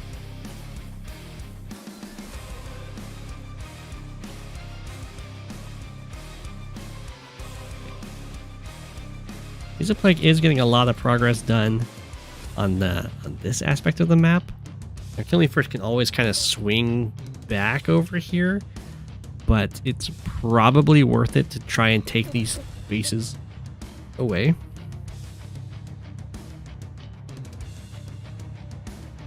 Did that anti-air do 5 damage to the infantry? Oh my gosh.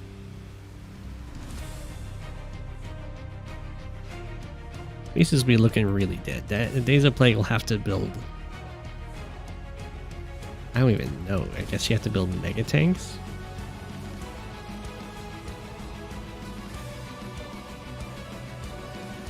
Try and threaten to kill on these 2 bases. Comm tower's not being captured. This comm tower's under threat. the mega tank. Kilmefirst can really just dive in there, surround the mega tank. Needs to. The one problem is there's just not infantry in very numerous numbers to take these bases. We'll see. It's a lot of damage. Through over here. 1, 2, 3, 4, 5, 6. Anti-air can't reach the anti-air. Copters could attack it, I guess. Let's go after that one. After all these units.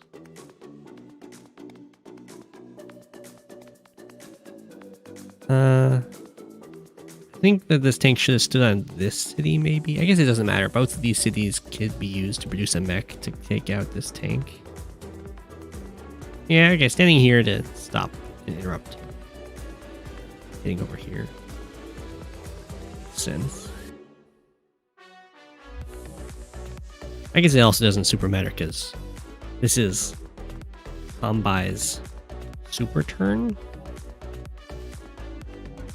So Sensei is going to have a hard time doing damage here. But yeah, as I was saying, as Kilmefirst gets closer and closer to that unit cap, then DaysOfPlague will start very quickly just not having an advantage in the game.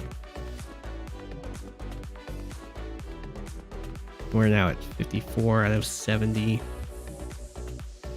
Like, the raised unit cap helped a little bit. Otherwise, it'd pretty much already be at the unit cap, and Sensei would be dead. Hug the Mega Boys.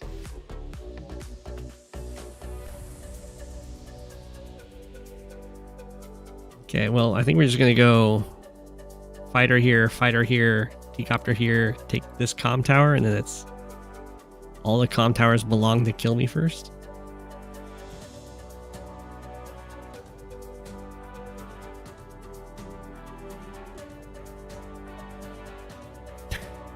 Not even attacking the mega, but yeah, standing on all the properties.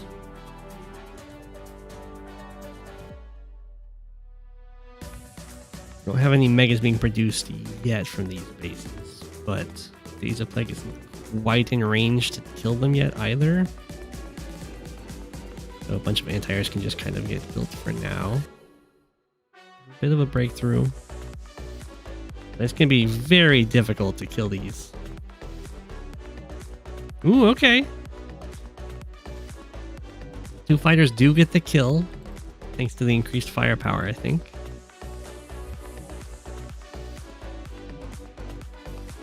And it was a decent interrupt. I mean, both the fighters die.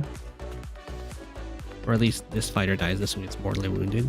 Actually, I guess this one doesn't even get mortally wounded, because DaysOfPlague's in a horrible situation of you need to build a copter to stop this from going through, but you need to build a fighter to win the fighter war. So depending on what gets built here, Kilmefirst either kills both copters or goes after both fighters and one copter. See how the attack's going over here. We get to beat up an anti-air. We've gotten so durable. Artillery strike. Okay. Cleared the mountain. Very nice.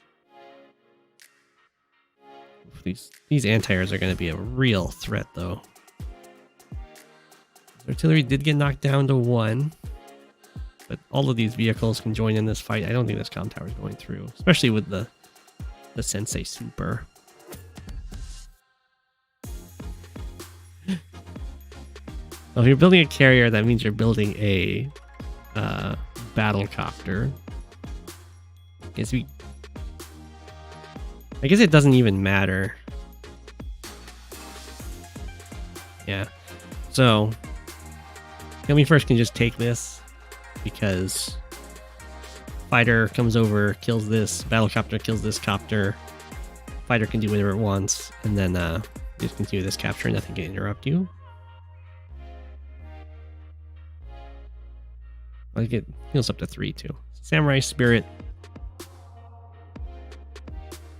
We're about to see quadruple comm tower Kanbei.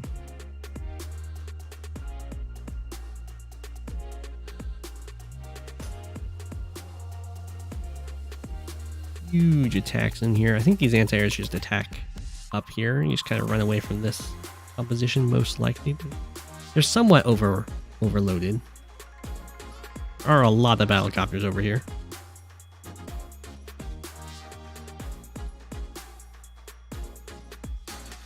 Going together, bring on another battlecopter, start picking away at this guy. Yeah, it was just enough infantry left over. I mean, there's still like some properties that aren't being captured quite yet due to a lack of infantry, but there's enough infantry to pick this stuff up. And Days of Plague resigns. GG. Such is the power of quality over quantity. Sometimes. Sensei carrier, best carrier. The fighter KO was like a 50-50 roll.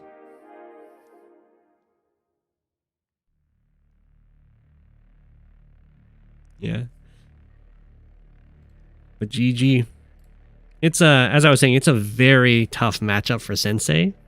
If there's no unit cap and the map isn't quite... If there's like no unit cap and there's less bases, then I think Sensei might have a way of doing it. But yeah, as soon as you hit 70 even, your opponents just catch up really quickly with 1, 2, 3, 4 bases, double airport. GG, GG. Kanbei's good. That's just went over time. That's the end of the stream. Hope everyone enjoyed. Should be back on Wednesday. Fingers crossed.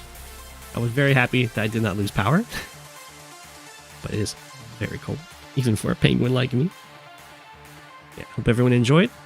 Thanks for watching. Here's your apple. Apple for the night. It's Go7, king of the penguins. Of all the penguins, he is king. It's Go7, king of the penguins. Being king of the penguins, that's